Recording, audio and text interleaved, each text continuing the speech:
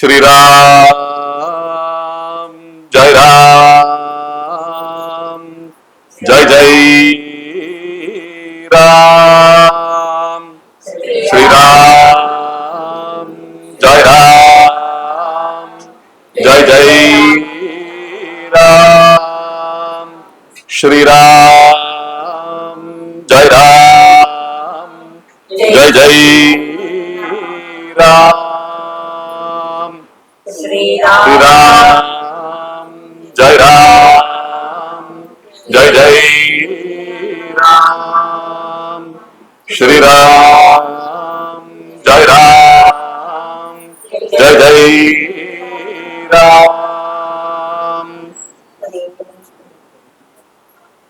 जय श्रीराम இன்றைய தினம் ஸ்ரீ வேதாந்த சிரவணானந்த ஆசிரமத்திலே ஆஞ்சநேயர் ஜனன வைபவமாக, ஆஞ்சநேயர் ஜெயந்தி வைபவமாக சொற்பொழிவாற்ற நியமித்துள்ளார்கள் திரு KV கிருஷ்ணமூர்த்தி ஐயா அவர்கள், எம்பி கிருஷ்ணமூர்த்தி ஐயா அவர்கள். வகையிலே இன்று ஆஞ்சநேயர் ஜெயந்தி வைபவமாக சிறிது நேரம் சொற்பொழிவாற்ற இருக்கிறேன். அஞ்சிலே ஒன்று பெற்றான் அஞ்சிலே ஒன்றை தாவி, அஞ்சிலே ஒன்றாக ஆறுயிர்க்காக ஏகே, அஞ்சிலே ஒன்று பெற்றான் அங்கை கண்டு அயலாரூரில், அஞ்சிலே ஒன்றை வைத்தான் அவன் நம்மை நன்மை அளித்து காப்பான் என்பது கம்பநாடாருடைய ஆஞ்சநேயர் ஸ்துதி, ஆஞ்சநேயர் பாசுரம். இந்த பாசுரத்திலே பஞ்சபூதத்தையும் உள்வாங்கி ஆஞ்சநேயர் தன்னுடைய சீதையை தேடி ராமருடன் சேர்க்கும் அந்த அசாத்தியமான செயலை செய்திருக்கிறார் என்பது நமக்கு விளங்குகிறது. அஞ்சிலே ஒன்று பெற்றான் என்றால் கேசரி மைந்தன் வாயு குமாரன் என்று சொல்லப்படுகிறான் ஆஞ்சநேயர். அப்படி வாயு புத்திரன் என்றால் வாயு என்பது பஞ்சபூதத்தில் ஒன்றாக கருதப்படுகிறது. அப்பேற்பட்ட வாயு பெற்ற மைந்தன் என்பதனாலே அஞ்சிலேயே ஒன்று பெற்றான், அஞ்சிலேயே ஒன்றை தாவி என்பதால், அஞ்சிலேயே ஒன்று என்றால் நீர். அந்த நீரான கடலை இலங்கைக்கு போகும் போது அங்கே ராமேஸ்வரத்திலிருந்து தாவி இருக்கிறாராம் ஆஞ்சநேயர் பெருமான். என்ன அதனாலே அஞ்சிலேயே ஒன்றை தாவி, அஞ்சிலேயே ஒன்று ஆறுயிர்க்காக எய்கி அப்படின்னு சொல்லப்படுகிறது. அஞ்சிலே ஒன்றாக ஆறுயிர்க்காக எய்கி என்றால் வானத்திலே தாவி இருக்கிறான். அது வானம் என்பது வெளி என்று சொல்லப்படுகிறது. அந்த வெளி பஞ்சபூதத்திலே ஒன்றாக கருதப்படுகிறது. அதை தாவி இருக்கிறான், வான மார்க்கமாக தாவி இருக்கிறான். அஞ்சிலே ஆறுயிர்க்காக எய்கி, அஞ்சிலே ஒன்று பெற்ற அனங்கை கண்டு பூமாதேவியின் அம்சமாக பிறந்த சீதாதேவியை காண்பதற்காக, அவளை மீட்டு வருவதற்காக சென்றிருக்கிறான் ஆஞ்சநேய மகாபிரபு. அப்படி அந்த பூமாதேவி என்பது, பூமி என்பது பஞ்சபூதத்திலே ஒரு அம்சமாக கருதப்படுகிறது. அங்கே சென்று என்ன செய்திருக்கிறான், தன்னுடைய வீர பராக்கிரமங்களை எல்லாம் வெளிப்படுத்தி அனைவரும், அனைத்து அரக்கர்களும் பயம் பெருமாக, அவர்களை எல்லாம் பயமுறுத்தும் விதமாக ஸ்ரீ ராமபிரானின் மகிமை அவருடைய தூதனாலேயே வெளிப்படுத்தப்படுகிறது என்பதை போல சிஷ்யனே குருவுக்கு ஒரு அடையாளமாக இருக்க வேண்டும். சிஷ்யனே இப்படி இருக்கிறான் என்றால் குரு எப்படி இருக்கும், அரசன் எப்படி இருக்க வேண்டும், ராம தூதனாக சென்ற அந்த ராமபிரான் அனுப்பிய அந்த ராமபிரான் எப்படி இருக்க வேண்டும் என்ற அந்த ராமனின் பிரபாவத்தை வெளிப்படுத்தும் விதமாக பஞ்சபூதத்திலே ஒன்றான நெருப்பை வைத்து ராவணனுக்கு சுட்டி காட்டி இருக்கிறான் ஆஞ்சநேய மகாபிரபு. இதைத்தான் ஒற்றை பாசுரத்திலே கம்பநாடார் விளக்குகிறார். இந்த பாசுரத்தின் வாயிலாக ஆஞ்சநேயருடைய ஜனனமும், அவருடைய பராக்கிரமும், அவருடைய அசாத்திய சாதனையும், அவருடைய பக்தியும் வெளிப்படுத்தப்படுகிறது என்பது திண்ணமான விஷயம். ஆஞ்சநேயர் ஜெயந்தி அப்படின்னு சொல்லப்படுகிறது. ஆஞ்சநேயர் ஜெயந்தி, ஜெயந்தி என்ற ஒரு வார்த்தைக்கு அர்த்தம் என்னவென்றால், அந்தி என்றால் கடைசின்னு அர்த்தங்க. அந்தி என்றால் கடைசி. ஜ என்ற ஒரு அக்ஷரத்துக்கு அந்த ஒரு அக்ஷரம், அந்த ஒரு வார்த்தை என்றால் ஜா என்றாலே ஜனனத்தை குறிக்கிறது. அந்த எழுத்து இருக்குல்ல, அந்த எழுத்து ஜானாலே ஜனனம் தான். நம்ம அந்த ஜா என்கிற வார்த்தை ஜனனம். இந்த ஜனனம் அந்தி என்றால் கடைசி. அப்படின்னா அடுத்த ஜனனம் கிடையாது, அடுத்த பிறவி கிடையாது. அது போன்ற ஆத்மாக்களைத்தான் என அவங்களுடைய பிறப்பைத்தான் ஜெயந்தி என்று கொண்டாடப்படுகிறது. இப்ப ஸ்ரீமன் நடனகோபால நாயகி சுவாமிகளின் ஜெயந்தி இப்ப வருது, மிருகசீரிஷ நட்சத்திரத்துல வரும், பௌர்ணமி வரும், அப்ப வரும்போது வரும், அவருடைய ஜெயந்தின்னு சொல்றாங்க. இப்படி மோட்சம் அடைந்தவர்களுக்கு மட்டும்தான் இந்த ஜெயந்தி என்பது பொருந்தும். மோட்சம் அடைந்தவர்கள், மறுபிறவி இருக்காதவங்களுக்கு, மற்றவங்களுக்கு எல்லாம் ஜெயந்தி பொருந்தாது. ஏன்னா கடைசி ஜென்மம் கிடையாதுல்ல. அதனால அதை ஊர்ஜிதம் செய்யப்படும் விதமாகத்தான் மகான்களுக்கும் மகா யோகிகளுக்கும் என சாஸ்திரம் அறிந்த அந்த ஆச்சாரிய பெருமக்களுக்கும் இந்த ஜெயந்தி என்ற அந்த பொருள் விளங்குகிறது. ஆகையால இந்த ஆஞ்சநேயர் ஜெயந்தி என்று ஆஞ்சநேயருடைய ஜனனம் எப்படி என்றால், ஸ்ரீமத் ராமாயணம் பிறக்கும் போது, ஸ்ரீமத் ராமாயணத்திலே ராமபிரான் அவதாரம் எடுக்கப் போகிறார். தேவர்கள் எல்லாம் துன்புற்று அவர்கள் எல்லாம் அவதிப்படும் போது தேவர்கள் எல்லாம் சென்று வேண்டிக் கொண்டார்களாம். இப்படி ராவணன் என்ற ஒரு அரக்கன் அத்தனை பேரையும், அத்தனை சாதுக்களையும், அத்தனை ரிஷிமார்களையும், அத்தனை ரிஷி பத்திரிகளையும், அத்தனை தேவர்களையும், தேவ பத்திரிகளையும், தேவகணங்களையும் இம்சிக்கிறான். ஏனென்றால் உலகங்களையும் ஆள்கின்ற வரத்தை பிரம்மாவிடம் இருந்து பெற்றதால் அவனுக்கு சரியான ஒரு தலைக்கணம் வந்து விட்டது. என 10 தலை ராவணன் என்று சொல்கிறார்கள். அகங்காரமும் மமகாரமும் பெருகி அவன் எல்லாத்தையும் துவம்சம் செய்து வருகிறான். தான் இந்த உலகையை ஆழ்கிறேன் என்ற அந்த அகம்பாவத்திலே என்ன செய்தாலும் எதுவும் தவறு கிடையாது என்பதை போல அவன் இருந்து கொண்டு வருகிறான். அவனுக்கு ஒரு பாடம் புகட்டி எல்லாவித ஜந்துக்களில் இருந்து துன்பப்படுத்துகிறான் அவன். ஆகையால தேவர்களையும் சாதுக்களையும் ரிஷிமார்களையும் ரிஷி பத்னிகளையும் தேவகணங்களையும் நாம் அவர்களுக்கு நன்மை செய்ய வேண்டும் என்ற விதத்திலே அவதாரம் எடுக்க வேண்டும் என்ற வேண்டுதலுக்கு இணங்க ராமபிரான் அவதாரம் எடுக்கிறான். இந்த ராமாயணத்திலிருந்து அறிகின்ற செய்தி. ஆகையாலே இந்த ராமபிரான் அவதாரம் எடுக்கும் போது தேவர்கள் எல்லாம் தமக்கு ஒரு பங்கு வேண்டும் என்று வேண்டிக் கொண்டார்களாம். அவர்கள் எல்லாம் வானர வீரர்களாக அவதாரம் எடுத்தார்களாம். சுக்ரீவன் சூரியனின் அம்சமாக அவதாரம் எடுத்தானாம். வாலி இந்திரனின் அம்சமாக அவதாரம் எடுத்தானாம். இப்படி ஒவ்வொருத்தராக அவதாரம் எடுத்துக்கொண்டே, அவதாரம் என்பது இறங்கி வருவது என்று பொருள். அவதாரம் என்ன அர்த்தம் என்ன தெரியுமா? ஔதாரி அப்படின்ற ஒரு வார்த்தையிலிருந்து பிறப்பதுதான் அவதாரம். ஔதாரின்னா ஊதாரின்னு சொல்லுவாங்க. என்ன காசு கண்ணா அப்படின்னா செலவு பண்ணா நம்ம பசங்களை நம்மளே திட்டுவோம், நம்மளும் திட்டு வாங்கியிருப்போம். என்ன 25 ரூபாய் கொடுத்தா 25 ரூபாயும் செலவு பண்ணிட்டு வந்து நிற்போம் அப்பா கிட்ட. ஏன்னா அப்ப என்ன சொல்லுவோம், சரியான ஊதாரி இருக்கேடா அப்படின்னு கேட்பாங்க. பாத்தீங்களா? அது ஊதாரி என்னன்னா தன்னிடம் இருக்கின்ற அருளை என்ன வாரி இறைப்பது, என்ன கணக்கில்லாம கொட்டுவது, கணக்கில்லாம செலவிடுவது போல தன்னுடைய இந்த அருளை, தன்னுடைய கருணையை, அந்த அருளை வந்து கணக்கே பார்க்க முடியாது. அந்த அளவுக்கு அருள் இருக்கு. அந்த அருளை கணக்கு பார்க்காம வந்து மற்றவங்களுக்கு அருள்வதுதான் ஔதாரியம் என்று சொல்வது. அந்த ஔதாரியம் தான் அவதாரம் என்ற வார்த்தையின் தாதுவாக அந்த வார்த்தை விளங்குகிறது. ஆகையால அவதாரம் எடுத்திருக்கிறார்கள். ஆகையால அப்பேற்பட்ட தேவர்களும் என்ன, அப்பேற்பட்ட பராக்கிரமசாலிகளும், இந்த பஞ்சபூதத்தை எல்லாம், இந்த நவகிரகங்கள் எல்லாம் ஆட்டி படைக்கின்ற சூரியனும் என்ன, அந்த அனைவரும் அவதாரம் எடுத்தும் போது வாயுவின் அம்சமாக ஆஞ்சநேயர் அவதாரம் எடுத்திருக்கிறார். இந்த வாயு புத்திரன் என்பதுதான் ஆஞ்சநேயருடைய அவதார அந்த விஷயமாக சொல்லப்படுகிறது. அவருடைய அம்சமாக சொல்லப்படுகிறது வால்மீகி ராமாயணத்திலே. கம்பநாடார் என்ன செய்திருக்கிறார்? கம்பநாடார் வந்து ஆஞ்சநேயரை ருத்ராம்சம் என்று விளக்குகிறார், ருத்ராம்சம் என்று அவரை போற்றுகிறார். அப்படின்னு சொல்லும்போது 2 விஷயமாகவும் நாம பொருத்தி கொள்ளலாம். ஆகையால ஆஞ்சநேயர் யாருடைய மைந்தன்? அஞ்சனாதேவியுடைய புதல்வன். அஞ்சனாதேவி யாருக்கு பிறந்தவள் என்றால் ஒரு வானரத்துக்கு பிறந்தவள். குஞ்சரன் என்ற ஒரு வானரத்துக்கு பிறந்தவள் அஞ்சனாதேவி. அந்த குஞ்சரன் என்ற வானரத்துக்கு பிறந்த அஞ்சனாதேவி கேசரி என்றவரை மனம் முடித்துக் கொண்டார். அவள் பெரிய தவசி. அஞ்சனாதேவி பெரிய தவசி. திரேதாயுகத்திலே புத்திரர்கள் என்றால் சத்புத்திரர்களாக பிறக்க வேண்டும் என்பதுதான் அவருடைய எண்ணமே. இப்ப நம்ம ஆசீர்வாதம் பண்றோம், என்ன தனம் தானியம் பசும் பகுபுத்திர லாபம். பகுபுத்திர லாபம்னா என்ன அர்த்தங்க? 2 விதமா கொள்ளலாம். நிறைய குழந்தைகள் சொல்லலாம், இல்ல பகு என்றால் சிறந்த குழந்தைகள். என்ன சத்புத்திரர்கள். புத்திரன்னா புத்திரியும் சேர்த்துதான் சொல்றாங்க. இங்க குழந்தை பிறக்கணும்னா குழந்தைன்னா ஆண் பிள்ளையாகவும் இருக்கலாம், பெண் பிள்ளையாகவும் இருக்கலாம். அப்படி நமக்கு வந்து தவம் செய்துதான் குழந்தையை பெற வேண்டும்.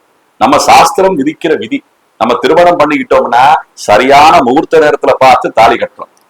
அதே போல அந்த மணமகளும் சேரணும்னா சாந்தி முகூர்த்தம்னு தான் சொல்றோம். அது ஒரு முகூர்த்தம். அந்த முகூர்த்தம் பார்த்துத்தான் ரெண்டு பேரும் சேர்ந்து குழந்தையை பெற்றால் அந்த குழந்தை சத்புத்திர புத்திரியாக விளங்குவார்கள். ஆகையாலே பகுபுத்திர லாபம்னா அது ஒரு பெரிய லாபம். நமக்கு லாபம்னா காசு பணம் தான் லாபம் நினைச்சுட்டு இருக்கோம். நமக்கு தொல்லை இல்லாம நிறைய விஷயங்கள் இருந்தாலே அதுவே லாபம் தான். வாழ்க்கையில நமக்கு அந்த வேலையில போற அந்த ஓனான வேட்டியில விட்டா எவ்வளவு அவஸ்தைன்னு சொல்றாங்க பாத்தீங்களா? நம்ம ஒரு ரெண்டு ஓனான விட்டுக்கலங்க, 1000 ஓனானுங்களை வேட்டியில விட்டுக்கிட்டே இருக்கோமா இல்லையா? அப்படிப்பட்ட சகவாசங்கள் இருக்கின்றவர்களை எல்லாம் நாம் அணுகி இருந்தால் நமக்கு அவஸ்தை தான் மிச்சம். ஆகையாலே பிறக்கிற குழந்தை பழங்கள் எல்லாம் இருக்கணும்ல, நமக்குன்னு உரிமைப்பட்ட அந்த குழந்தை ரொம்ப பகுபுத்திரனா இருக்க வேண்டும் அப்படின்னு சொல்றது போல அஞ்சனா தேவி தவம் செய்திருக்கிறார். அப்பேற்பட்ட புதல்வன் தனக்கு வேண்டும் என்று சொல்லி எங்கே தவம் செய்திருக்கிறார் என்றால், எங்கே தவம் செய்திருக்கிறார் தெரியுமா? நம்ம எல்லாம் அந்த ஊருக்கு அடிக்கடி போயிட்டு வர்றோம். அஞ்சனை மைந்தன் பிறப்பதற்கு அஞ்சனா தேவி தவம் செய்த இடம் நாம் அடிக்கடி செல்லும் இடம் எங்கே என்றால் திருமலை திருப்பதி. அந்த மலைக்குத்தான் அஞ்சனாத்ரி என்று பெயர் இருக்கிறது. அந்த அஞ்சனாத்ரி என்ற பெயர் அஞ்சனா தேவி அந்த மலையிலே திருமலையிலே அந்த தீர்த்தமாக விளங்குகின்ற பாதாள கங்கைன்னு சொல்லுவாங்க. என்ன பாதாள கங்கை தீர்த்தம், அந்த கங்கை தீர்த்த கரையிலே தான் அவள் தவம் செய்திருக்கிறாள். எப்படி இருக்கும் பாருங்க. அங்க நீங்க பாதாள கங்கைன்னா அந்த தீர்த்தத்தை எடுத்துத்தான் அந்த பகவான் வெங்கடேசனுக்கு நித்தியப்படி திருமஞ்சனம் நடக்கிறது. அந்த தீர்த்தத்திலிருந்து தான் என்ன தீர்த்தம் கொண்டு அர்ச்சகர் சுவாமிகள் பட்டர் சுவாமிகள் அங்க திருமஞ்சனம் செய்வாங்க. நித்தியப்படி நடக்குது. அப்படி இருக்கும்போது எப்பேற்பட்ட பெருமை வாய்ந்த அந்த தீர்த்தக்கரையிலே அஞ்சனா தேவி தவம் செய்திருக்கிறாள். அந்த மலையினுடைய பேரே அப்போது திரேதாயுகத்திலே அஞ்சனாத்ரி என்று விளங்கி இருக்கிறது. இது நமக்கு தெரிஞ்ச இடம், நமக்கு தெரியாத விஷயம். அதான் நம்ம சமீபமா போயிட்டு வந்திருக்கலாம், ஆனா நமக்கு அந்த விஷயம் தெரியாது. ஆகையாலே அப்பேற்பட்ட அந்த பாதாள கங்கையிலே சென்று நாம் எல்லாம் அஞ்சனா தேவியை தரிசித்துக் கொண்டு ஆஞ்சநேயர் பெருமானை தரிசித்துக் கொண்டால் மகா பாக்கியம் கிட்டும். நமக்கு பல தோஷங்கள் விலகும். அந்த தீர்த்தக்கரையிலே தீர்த்தம் எடுத்துக்கொண்டு புரோட்சித்துக் கொண்டாலோ இல்லை ஸ்நானம் செய்தாலோ பெரும் பாக்கியம்.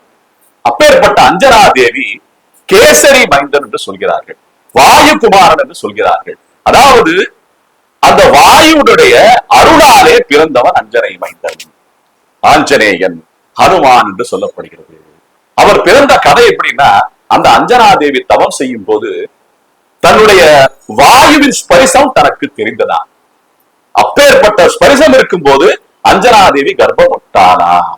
கேசரியினுடைய மைந்தனாக இருந்தாலும் அந்த வாயுடைய ஸ்பரிசம் படும்போது வாயு தேவனே அருளினாராம்.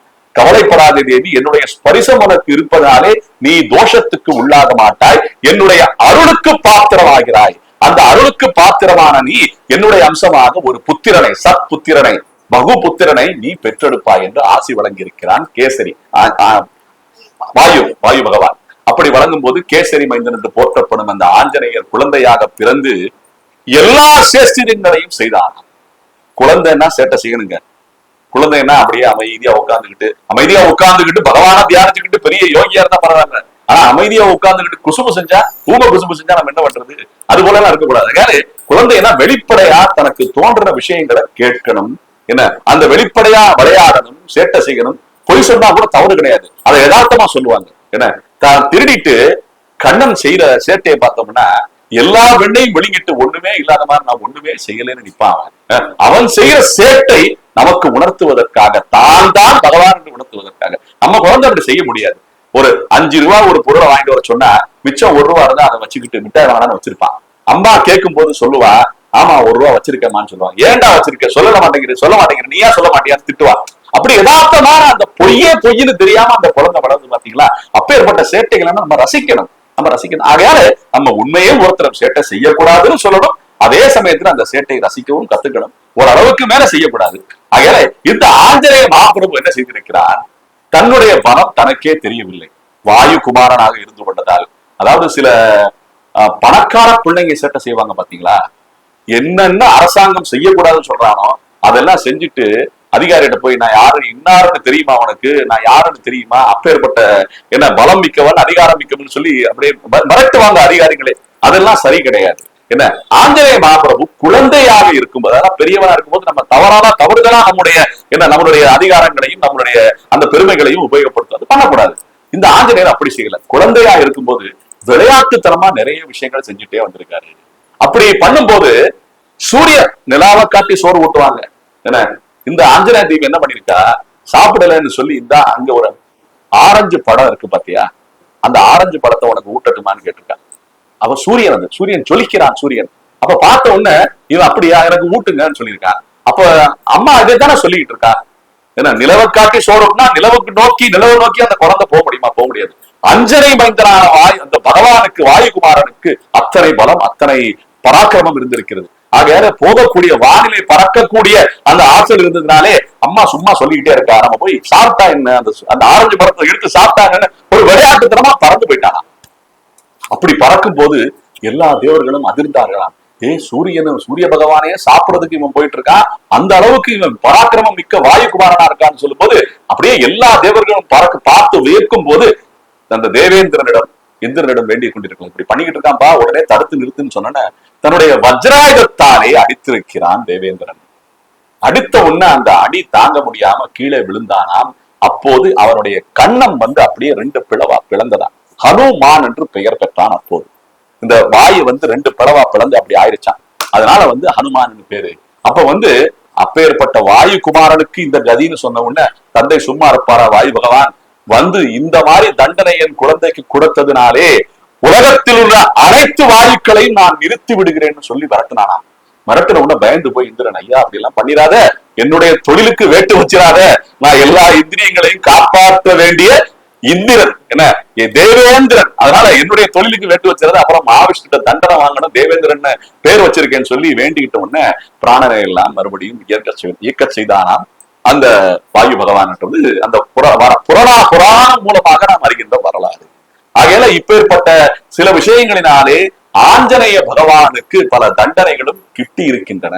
என்ன அப்ப தண்டனை கிடைச்சிருக்கு, தாமதம் எல்லாம் கிடையாது. இதுக்கு கோர்ட்டுக்கு போறது என்ன, அப்புறம் வாத விவாதங்கள் எல்லாம் பண்றது, அப்புறம் தண்டனை அப்ப தண்டனை கிடைச்சிருக்கு அப்பெல்லாம் என்ன. ஆகையால இந்த சூரியனை விழுங்க சென்ற ஆஞ்சநேயருடைய வஜ்ராயுத்தாலே அடிபட்டு ஆஞ்சநேயர் அடிபட்டு கீழே விழுந்து ஹனு அப்படியே வீங்கியதினாலே ஹனுமான் என்று பெயர் ஏற்பட்டது ஆஞ்சநேய மகாபிரபுவுக்கு. இவருடைய ஜனன வைபவங்கள் இது எல்லாமே. அதே சமயத்திலே இப்பேற்பட்ட அடிபட்ட ஆஞ்சநேயரும் தன்னுடைய கல்வியை விருத்தி செய்து கொண்டே வந்திருக்கிறான். எப்படி என்றால், சூரியனை விழுங்க சென்ற அந்த ஆஞ்சநேயர் சூரியனிடமே நவ வியாக்கிரணங்களையும் கற்றானா. எப்படி இருக்கும் பாருங்க. முதல்ல அந்த சூரியனை விளையாட்டு பொருள் அனுப்பிச்சிருக்கான். அப்புறம் தான் மதிப்பு தெரிஞ்சிருக்கு. சூரியன் ஞானகாரகன் சொல்லி அந்த சூரிய பகவானிடமே ஒரு காலை இங்க வச்சுக்கிட்டு, சூரியன் எப்படின்னா அந்த தட்சிணாயனம் புண்ணிய காலம் சொல்லுவாங்க. இப்ப தட்சிணாயன புண்ணிய காலம் முடிய போகுது, உத்தராயணம் வரப்போகுது. அப்படி வரும்போது அந்த வடக்கு திசையில இருந்து தெற்கு திசைக்கு சூரியன் அப்படியே நகர்ந்துகிட்டே வருவார், அது தட்சிணாயனம். அப்புறம் உத்தராயணம் சொல்லும் போது தெற்கு திசையில இருந்து வடக்கு திசைக்கு அப்படியே சூரியன் அப்படியே நகர்ந்துகிட்டே வருவார், அது உத்தராயண புண்ணிய காலம். இப்ப தட்சிணாயன புண்ணிய காலம் முடிய போற இந்த மார்கழி மாசம் அமாவாசை என்று மூல நட்சத்திரத்தன்று தான் பகவான் பிறந்திருக்கிறான், ஆஞ்சநேய மகாபிரபு பிறந்திருக்கிறான்.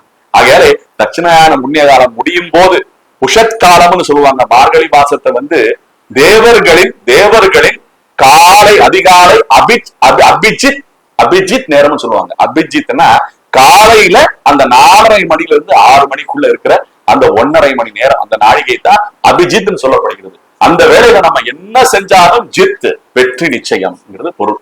ஆகையாலே இந்த மார்கழி மாசமே அந்த தேவர்களின் அந்த முகூர்த்தம் பிரம்ம முகூர்த்தம் என்று சொல்லப்படுகிறதுனாலே இந்த மாசத்துக்கு உண்டான அந்த ஏற்றம் இருக்கிறது. இந்த வாயு பகவான் அப்படி அந்த உத்தராயணம் தட்சிணாயனம் என்ற 2 காலங்களிலேயே ஒரு காலை இங்கே வைத்துக் கொண்டு காதை சூரிய பகவானிடம் வைத்துக் கொண்டு சூரிய பகவான் அப்படியே நகரும் போது அப்படியே அந்த காதை கொண்டு நகர்ந்து கொண்டே நவ வியாக்கிரணங்களையும் சம்ஸ்கிருத வியாக்கிரணங்களையும் பாண்டித்யமாக கற்றானாம் ஆஞ்சநேய பராக்கிரமம். அவனுடைய பராக்கிரமம் எப்படி இருக்கிறது அப்படின்னு சொல்லும்போது, இத்தனை தவங்களும் இத்தனை வரங்களும் பெற்ற ஆஞ்சநேயர் அவன் நினைத்தால் எதையும் சாதிக்கலாம் என்று இருக்கும் போது அவனுக்கும் ஒரு சாபம் ஏற்பட்டதான்.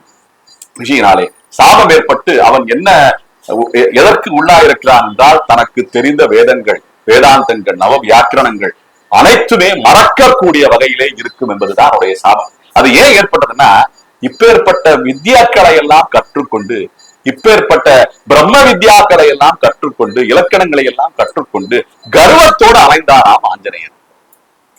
நமக்கு ஒரு சாதாரண கல்வி 10வது படிப்புல என்ன ஒரு 400 மதிப்பெண் பெற்றாலே ஆனா இன்னைக்கு முடிஞ்சிருச்சுடா, எல்லா பாடமும் கற்ற மாதிரி நமக்கு ஒரு தலக்கணம் வந்ததுதான் பாத்தீங்களா. அப்படியே எல்லாத்தையும் மிரட்டுறது என்ன. இந்த மேல் படிப்பு படிக்கும் போது கல்லூரிக்கு போவாங்க என்ன, முதல் வருஷம் படிக்க போறவங்க உள்ள போகும்போது 2வது வருஷம் படிச்சவங்க மிரட்டிக்கிட்டே இருப்பாங்க. அதுக்கு பேரு ரேங்கிங்னு பேர் வச்சிருக்காங்க என்ன. அது என்னன்னா தலைக்கணத்துல அப்படியே மிரட்டுறது என்ன. அவங்க எல்லாம் சின்ன பசங்க, இவங்க எல்லாம் இப்பதான் வந்திருக்காங்க. நாங்க எல்லாம் எப்பேர் படிப்பு படிச்சுட்டு அப்படியே 2வது வருஷம் நகர்ந்து 3வது வருஷத்துக்கு போறா, கேட்டா தெரியும் எத்தனை அரியஸ் வச்சிருக்கான்னு சொல்லி அவன்கிட்ட என்ன. அவனுக்கு இருக்கிற தலைக்கணம் அப்படி. இப்பேற்பட்ட இந்த கிசும்புகள் எல்லாம் நம்ம இன்னைக்கு பண்ணிட்டு இருக்கோம்ல, அது போல இவனுக்கு அந்த தலைக்கணம் வந்து விட்டதா ஆஞ்சநேய மகாபிரபுவுக்கு. எல்லா தேவர்களையும் எல்லா ரிஷிகளையும் போய் மிரட்டுறது, அது பண்றது இது பண்றதுனால சாபத்துக்கு உள்ளாகி தன்னுடைய வித்தைகளை எல்லாம் மறந்து இருக்கிறான். மறந்து பணிவோடே தான் யார் என்பதை எல்லாம் அவன் தெரிந்திருந்தாலும் அந்த வித்தையெல்லாம் மறந்ததினாலே பலம் எல்லாம் குன்றி சேவையே செய்து கொண்டிருந்திருக்கிறான் ஆஞ்சநேயர். அப்படி சுக்ரீவனுடைய அரசவையிலே ஒரு மந்திரியாக ஆஞ்சநேயர் விளங்கி இருக்கிறார். என்னதான் இருந்தாலுமே, ஒருத்தனுக்கு என்னதான் சேட்டை இருந்தாலுமே தன்னுடைய நல்ல பண்பு என்பது மாறாது. அந்த நல்ல பண்பு என்பது அவனுக்கு இருந்திருக்கிறது என்ன, அந்த சேவகம் செய்யற பண்பு, நல்ல யோசனை சொல்ற பண்பு.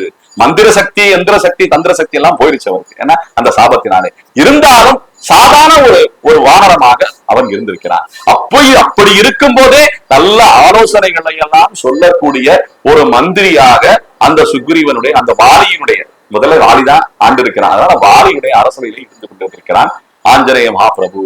அப்பேற்பட்ட பராக்கிரம் மிகுந்த அசாத்திய சாதனை செய்யக்கூடிய ஆஞ்சநேயருக்கே இந்த நிலைமைன்னா நாம எல்லாம் கொஞ்சம் யோசிச்சு பார்க்கணும் இந்த உலகத்திலே.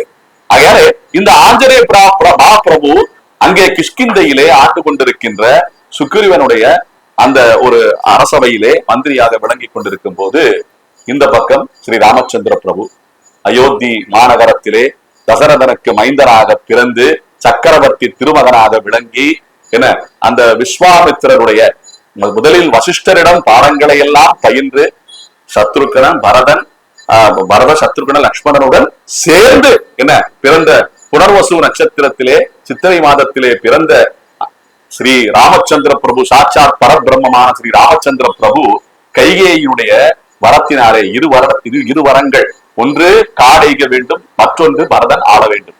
ஏன்னா மூத்த மகன் ஆளக்கூடாது, ராமபிரான் ஆளக்கூடாது, பரதன் ஆள வேண்டும் என்ற கைகேயின் வரத்தினாலே காடைக நேர்ந்திருக்கிறது ராமச்சந்திர பிரபுவுக்கு. அதன் முன்னே விஸ்வாமித்திரனுடைய வேண்டுதலினாலே தாரகையை வதம் செய்துவிட்டு என்ன சீதையை மணமுடித்துக் கொண்டானார் ஸ்ரீ ராமச்சந்திர பிரபு. அப்படியெல்லாம் இந்த சம்பவங்கள் எல்லாம் நடந்து முடிந்து காட்டுக்குள்ளே சென்று ராமச்சந்திர பிரபு சீதையுடன் லக்ஷ்மணனுடன் சென்று என்ன கானகம் எய்தி அப்படியே அந்த ஒரு ஸ்தானத்திலே சீதையை அபகரிக்க வந்த முதலில் சூர்பனகை வந்து, சூர்பனகை நிறைய பேர் என்ன சொல்லுவாங்க, இத தமிழர் நாட்டுல, நம்ம தமிழ்நாட்டுல இருக்கோம், தமிழ்நாட்டுல நிறைய பேர் என்ன தெரியுமா, ராவணன் தமிழன் சொல்லிட்டு இருக்காங்க. ராவணன் உண்மையிலேயே பீகார் பக்கத்துல இருக்கிற ஒரு ஊர்ல பிறந்தவன் தான். ஒரு பிராமணனான விஸ்ரவசு என்ற ஒரு ரிஷிக்கும் கைகசி என்ற அரக்கிக்கும் பிறந்தவன், கிராஸ்ல பிறந்தவன் தான் ராவணன். தெரியுமா உங்களுக்கு? கைகசி என்ற ஒரு அரக்கிக்கும் விஸ்ரவசு யார் என்றால் அவன் ஒரு ரிஷி வம்சம். என்ன ரிஷி வம்சத்திலே வந்த அந்த ரிஷிக்கு புதல்வனாக பிறந்தவன் தான், பிராமணனாக இருப்பவன் தான் ராவணன். அதை முதல்ல நம்ம புரிஞ்சுக்கணும். புலஸ்திய வம்சம் என்று சொல்வார்கள். புலஸ்திய ரிஷியின் புதல்வர்களான அந்த விஸ்ரவசுக்கு பிறந்தவன் தான் ராவணன். ஆகையால பிராமணன் தான் ராவணன், அவன் வேற இதுவும் கிடையாது. அப்பேற்பட்ட அந்த பிராமணனை எல்லாம் வெல்வதற்கு பராக்கிரமம் நிறைய வேண்டும். ஆகையால ராமச்சந்திர பிரபு அப்படி போகும்போது சூர்பனகை என்பது அவனுடைய தங்கை. இப்ப நிறைய பேரு தமிழர்கள் வந்து ராவணன் தமிழர்னு சொல்லி ராவணனுடைய பேரை வச்சிருக்காங்க, தெரியுமா அவனுக்கு?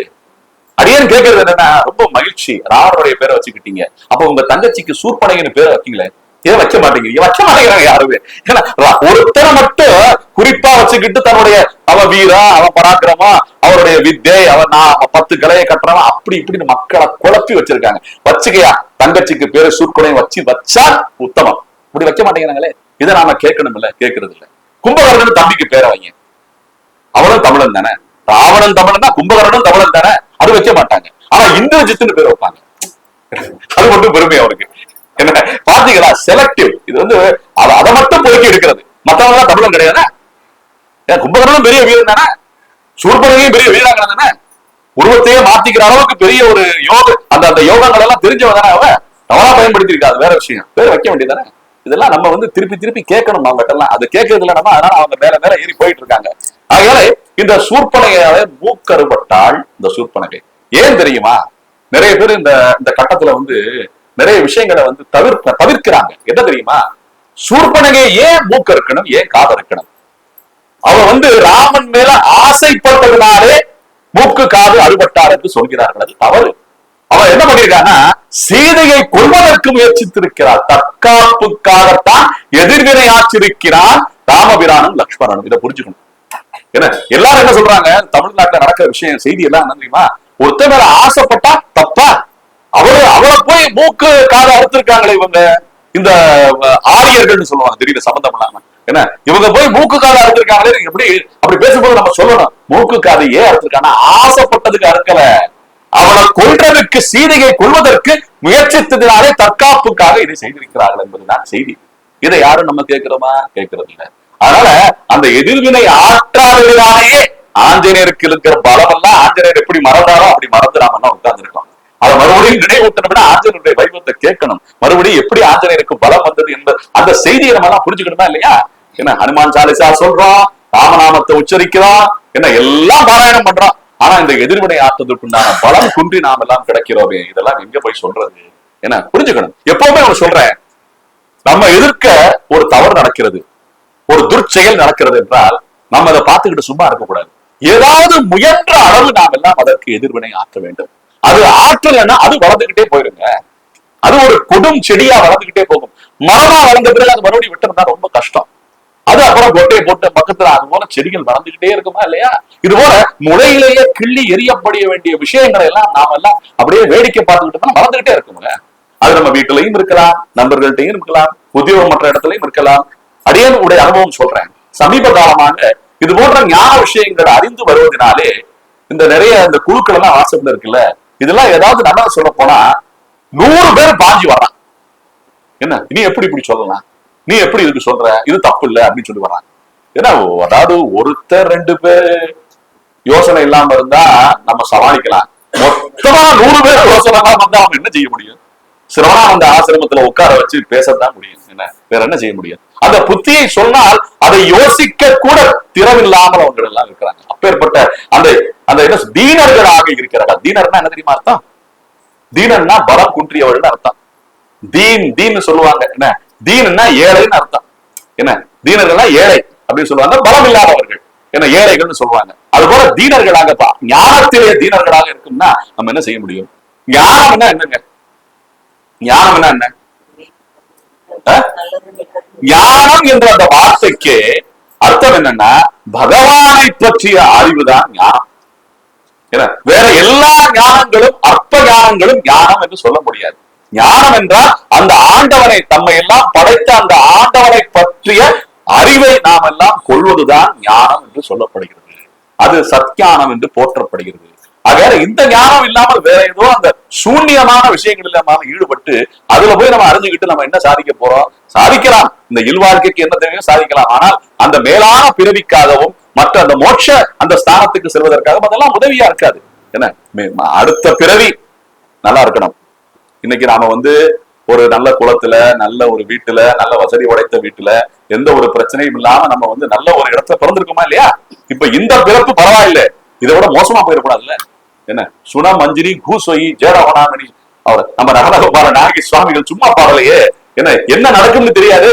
அப்படி இதுக்கெல்லாம் உண்டான அறிவை நாம் எல்லாம் புகுத்தி கொண்டு பகவானிடம் அந்த கருணையை அறிந்து கொண்டு அவனை நோக்கிய பயணமாக நாம் இருந்தோம் என்றால் அது உத்தமம். அதுதான் ஆஞ்சநேய பிரபு நமக்கு உணர்த்துகிறார். ஆச்சாரிய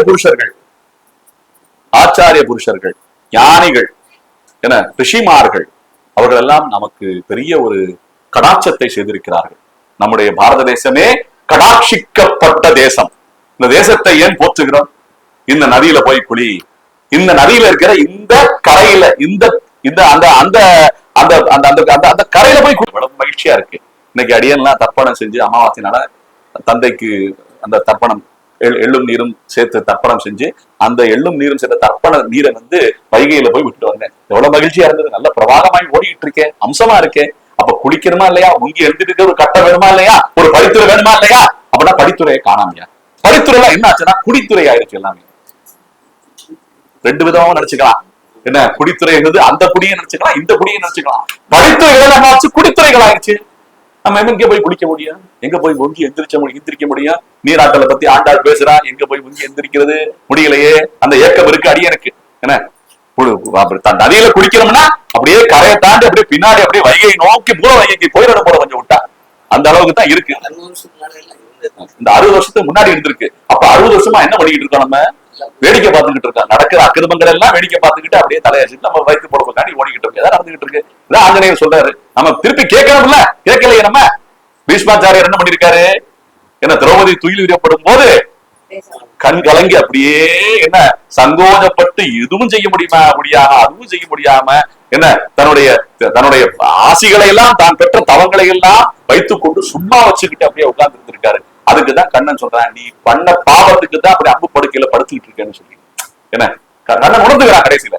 அப்படி இருக்கும்போது நம்ம தட்டி கேட்கறதுனால அதெல்லாம் வந்து தோஷம் வருது. எத்தனை விஷயங்கள் தட்டி கேட்கறது இல்லன்னு யோசிக்கணும்ல. இப்ப ஆஞ்சநேய மகாபிரபு இப்பேற்பட்ட ராமச்சந்திர பிரபு அங்கே 16,000 ராட்சசர்களை ராமச்சந்திர பிரபு 16,000 ராட்சசர்களை தனியாக நின்று அடித்தானாம். எங்கே? சூர்பனகை சென்று தன்னுடைய சகோதரர்களான கரதூஷணாதிகளை கரதூஷணர்களிடம் சொல்லி திருப்பி அடிக்க சொல்லியிருக்கா சூர்பனகை. இப்ப மறுபடியும் கதைக்கு வரோம். சூர்பனகையே அடிச்சாங்கன்னு சொன்னேன். இப்ப சூர்பனகை திருப்பி அடிக்கிறதுக்காண்டி அண்ணன்மார்களை கூட்டு வர்றான். கரதூஷணங்களை கூட்டு வந்து அடிக்க சொன்னா ராமன் சொல்லிக்கலாம், யாரும் வடவனா, லக்ஷ்மணா நீ சீதையை பார்த்து கொண்டிரு, நான் போய் பார்த்துக்கிறேன்னு சொல்லி தனி ஒருவனாக நின்று அம்பு மழை பொழிந்தானாம் ஸ்ரீ ராமச்சந்திர பிரபு. அந்த இடத்துல இருந்த 16,000 ராட்சசர்களும் அழிந்தார்களாம் என்பது செய்தி. ஆகையாலே இப்பேற்பட்ட பராக்கிரமம் மிகுந்த ராமச்சந்திர பிரபு ஒரு கட்டத்திலே என்ன அந்த சூர்பனகை சென்று தன்னுடைய அண்ணனான ராவணனிடம் வேண்டிக் கொண்டதினாலே, ராவணனுடைய ஆசையை தூண்டினதினாலே, இப்ப நம்ம எல்லாம் நிறைய பேசுறோங்க, வாய்ச்சொல்லில் வீரன் சொல்லுவாங்க, இவ வாய்ச்சொல்லில் வீராங்கனைன்னு சொல்லலாம். இவள என்ன காரணம் தெரியுமா? பேச்சாலையே அண்ணனுடைய மனத்தை கலக்கினானாம். எப்படி அந்த பேச்சாலையே தூண்டுதல். ஆஹா, பேர்பட்ட அழகிடா, அழகி அண்ணாவ அவ அந்த மாதிரி அழகி உலகத்திலே பார்க்க முடியாது. எப்படி சொல்ல நேர்ந்தது என்றால், அந்த சூர்பனகை கொடுக்கக்கூடிய விளக்கம், தன்னுடைய மண்டோதரியே பெரிய அழகி, தன்னுடைய மனைவியான ராவணனுடைய மனைவியான உத்தமி அப்பேற்பட்ட அந்த உத்தமி அவ்வளவு அழகானவள். அவளுடைய அழகு தோற்க வேண்டும் என்பதற்காக அவள் மேல் ஆசை அவனுக்கு குறைந்து இவள் மேல் ஆசை மேம்பட வேண்டும் என்பதற்காக அந்த அளவுக்கு பேசினாளாம் சூர்பனகை. என வார்த்தையாலே ஒருத்தனை நற்செயல் செய்யறதுக்கும் தூண்டலாம், என்ன தீய செயல் செய்யறதுக்கும் தூண்டலாம். அந்த சொல்லுக்கு அவ்வளவு பலம் இருக்குங்க. ஆகையில நம்ம என்னமோ சொற்பொழிவு பண்ணிக்கிட்டு இருக்கோம், என்னமோ பேசிக்கிட்டு இருக்காங்க நினைச்சிட்டு இருக்காங்க. இந்த சொற்பொழிவினாலே எத்தனை மரங்கள் தூண்டப்படுகின்றன தெரியுமா? எத்தனை காரியங்கள் நிறைவேற்றப்படுகின்றன தெரியுமா? நற்காரியங்களாக நிறைவேறினா நன்று. என பேச்சு பேசியே ஆட்சியே பிடிக்கிறாங்களே நம்ம பாக்குறோம்ல.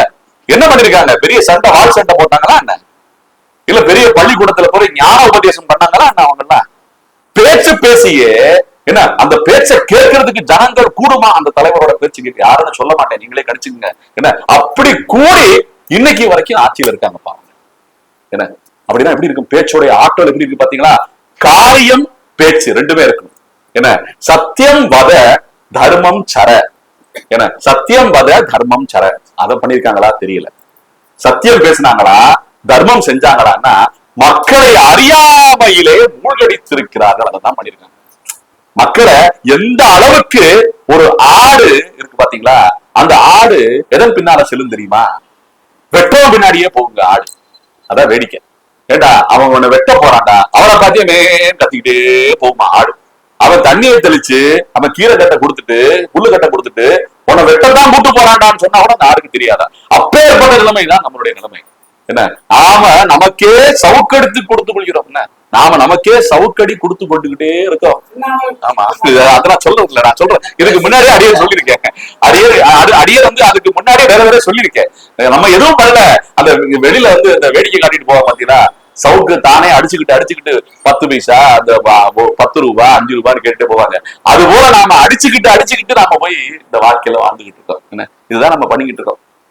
ஆகையால இந்த ஸ்ரீ ராமச்சந்திர பிரபு அப்பேற்பட்ட தசரத சக்கரவர்த்தியின் புதல்வன், என்ன சாட்சாத் பரபிரம்மனே வந்து அவதாரம் எடுத்திருக்கிறார். அப்படி இருக்கும்போது அந்த ராமச்சந்திர பிரபுவுக்கே ஒரு ஒரு ஒரு விஷயம் நேர்ந்ததா. அதுதான் சீதையினுடைய ஆசையினாலே மாயமானாக வந்த அந்த மாயமானை அந்த சூர்பனகை தூண்ட என்ன ராவணன் திட்டமிட்டு அந்த மாரீச்சன் என்ற அந்த அந்த ஒரு அரக்கனை அழைத்துக் கொண்டு தன்னுடைய மாமான்னு சொல்வார்கள், அவனை அழைத்துக் கொண்டு அவனையும் பயமுறுத்தினா நான் கொண்டுடுவேன் ஒண்ணு அப்படின்னு சொல்லி ராவணன் பயமுறுத்த சீதை அந்த வலையிலே விழுந்தாளாம்.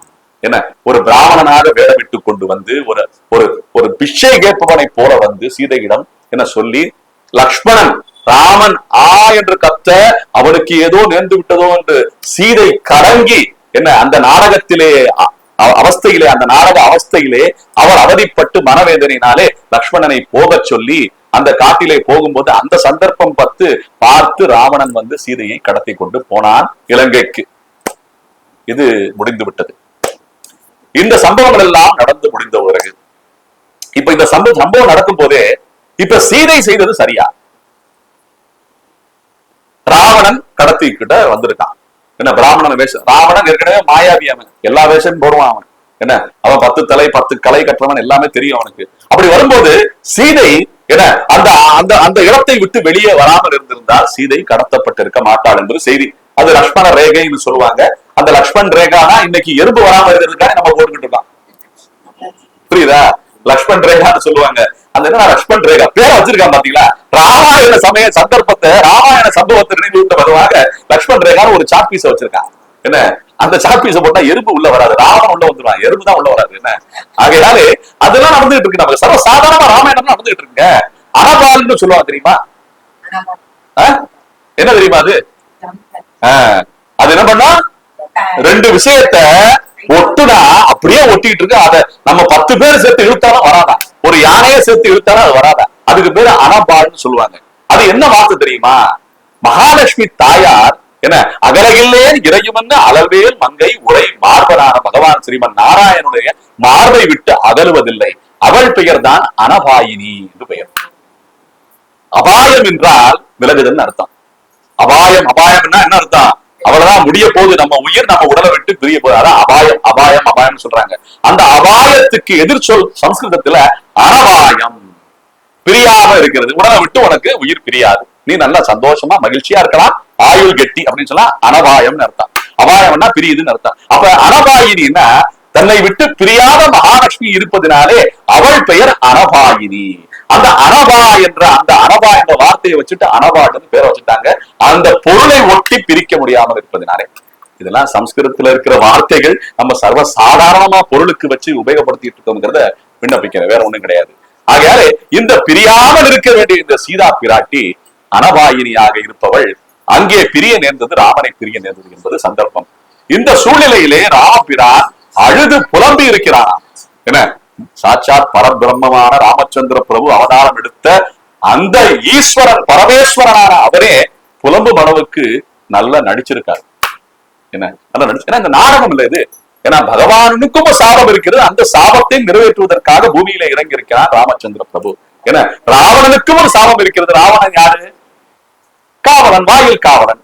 என்ன இந்த வாயில் காவலன் கோயில் காவலனை ஆண்டாள் எழுப்பிக்கிட்டே வர்றான். அது போல ஜெயன் விஜயன்ல ஒரு ஆள் தான், ஒரு ஜெயன் தான் ராவணன்.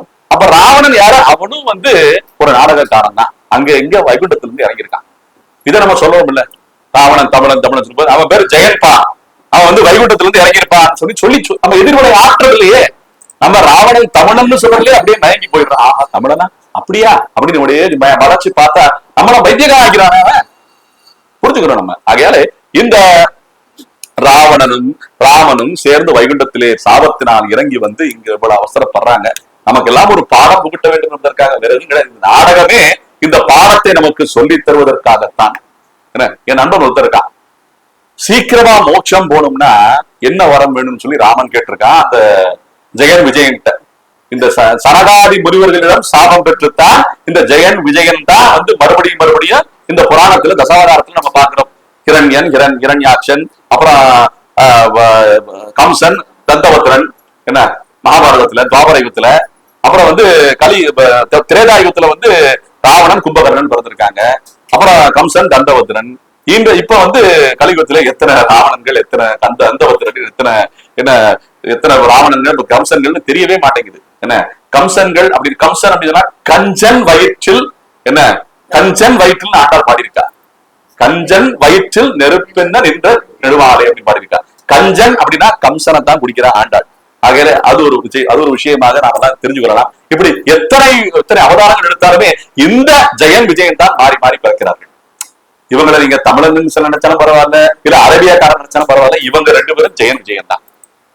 அதுல மாற்றம் கிடையாது. ஆக இது ஒரு நாடகம், நமக்கு உணர்த்தக்கூடிய நாடகம். நண்பர் சொல்லுவான், நான் ராவணன் தான் சீக்கிரமா மோட்சத்துக்கு போயிடலாம், அப்ப நான் ராவணன் அப்படின்பா. அப்ப ராவணனா நீ இருக்கணும்னா நீ முதல்ல ஜெயனா இருக்கணும்ல, நீ முதல்ல வைகுண்டத்துல இருந்து இறங்கணும். நீ அப்ப மனித பிறவி, நீ எப்படி அதோட ஒத்து வர்ற? ஏன்னா ராவணன் வந்து அவ்வளவு தவம் பண்ணி, ஒத்த கால நின்று அவ்வளவு தவம் பண்ணி அவன் வரம் பெற்றவனுங்க. அவனோட எப்படி நம்மள ஒத்து வைக்க முடியும்? அவன் அந்த வரத்தை வந்து தவறா உபயோகப்படுத்திருக்கான், அது வேற. ஏன்னா இன்னைக்கு ராவணனை வந்து நம்ம வந்து அந்த இமாலய பர்வதத்தை அப்படியே தூக்கிக்கிட்டு, ஏன்னா சிவ பார்வதியுடைய கோலத்துல அப்படியே நம்ம வந்து வாகனத்துல பாக்குறோமா இல்லையா? இன்னைக்கு சித்திரை திருவிழா நடக்கும் போது, மீனாட்சி திருக்கல்யாணத்துக்கு முன்னாடி திருவீதி விழா வரும்போது, அந்த ராவணேஸ்வரன் என்ன அவன் அப்படியே அந்த பர்வதத்தை தூக்கி நிறுத்தி, சிவ பார்வதியை நம்ம காட்சி கைலாச பர்வதத்தை தூக்கி நிறுத்தி அப்படியே அந்த காட்சி தர்றாங்க இல்லையா? அப்ப நம்ம வணங்கும் போது ராவணனையும் சேர்த்து தான் வணங்குறோம். அப்ப ராவணனுடைய நல்ல விஷயங்களை மட்டும்தான் நாம் எடுத்துக்கொள்ள முடியும். சீதையை தூக்கி கொண்டு வந்தா வர முடியுமா? நம்ம வணங்க முடியாதுல்ல. இப்ப சிறு பிள்ளைகளாம் நம்ம கொண்டு போய் காட்டுறோம். அப்படி காட்டும் போது அந்த சிறு பிள்ளைகளாம் ராவணனை பார்க்கும் போது ஒரு ஹீரோவா பார்த்து, ஒரு கதாநாயகனா பார்த்து, ராவணனை போற்றக்கூடிய வகையில அவங்க எல்லாம் தவறான விஷயங்களை அவங்க கிரகித்துக் கொண்டு வளரக்கூடாது. இது ரொம்ப உஷாரா ஜாக்கிரதையா இருக்க வேண்டிய விஷயங்கள் இதெல்லாம் வந்து என்ன இது. ஏன்னா இருக்கிறது நம்ம தமிழ்நாட்டுல குழப்பமே இருக்கவே, குழப்பமே கதியா கிடக்கிறோம். நம்ம மேற்கொண்டு குழப்பறதுக்கு அந்த அந்த ஒரு கட்டத்துக்கு நமக்கு கொண்டு போயிடக்கூடாதுன்றதுனால உஷார்படுத்துறேன். குழந்தைகளுக்கு சொல்லுங்க, இது வேற அது வேற அப்படின்னு சொல்லுங்க. என்ன இது அந்த வரம் பெற்று அந்த இமாலய பர்வதத்தை அந்த பர்வதத்தை தூக்கக்கூடிய வகையில தான் அவன் நல்லவன். அதுக்கப்புறம் அவன் பண்ண சேர்க்கலாம் வேற. ஏன்னா அது வரைக்கும் அவனை போன்ற விஷயமா தான் இருக்க முடியும், வேற வழி கிடையாது. ஆனா அதுக்கு முன்னாடியே அவன் சேர்க்க பண்ணிருக்கான். ஏன்னா நம்ம இன்னைக்கு வைஷ்ணவனாய அப்படின்னு சொல்லி நம்ம ஸ்தோத்திரம் பண்றோம். குபேராய வைஷ்ணவனாய என்ன அர்த்தம் தெரியுமா? அதுக்கு விஸ்ரவசு என்ற ஒரு ரிஷிக்கு பிறந்தவர்கள் தான் குபேரனும் ராவணனும். ஒரு தாய்க்கு, பெரிய தாய்க்கு பிறந்தவன் குபேரன், மற்றொரு தாய்க்கு பிறந்தவன் தான் ராவணன். இவங்க ரெண்டு பேரும் வைஷ்ணவனாயவர்கள் தான். விஸ்ரவசு என்ற அந்த அந்த அந்த வம்சத்தில் வந்தவன் தான் வைஷ்ணவனாய அப்படின்னு சொல்லி குபேரனை போட்டோம்.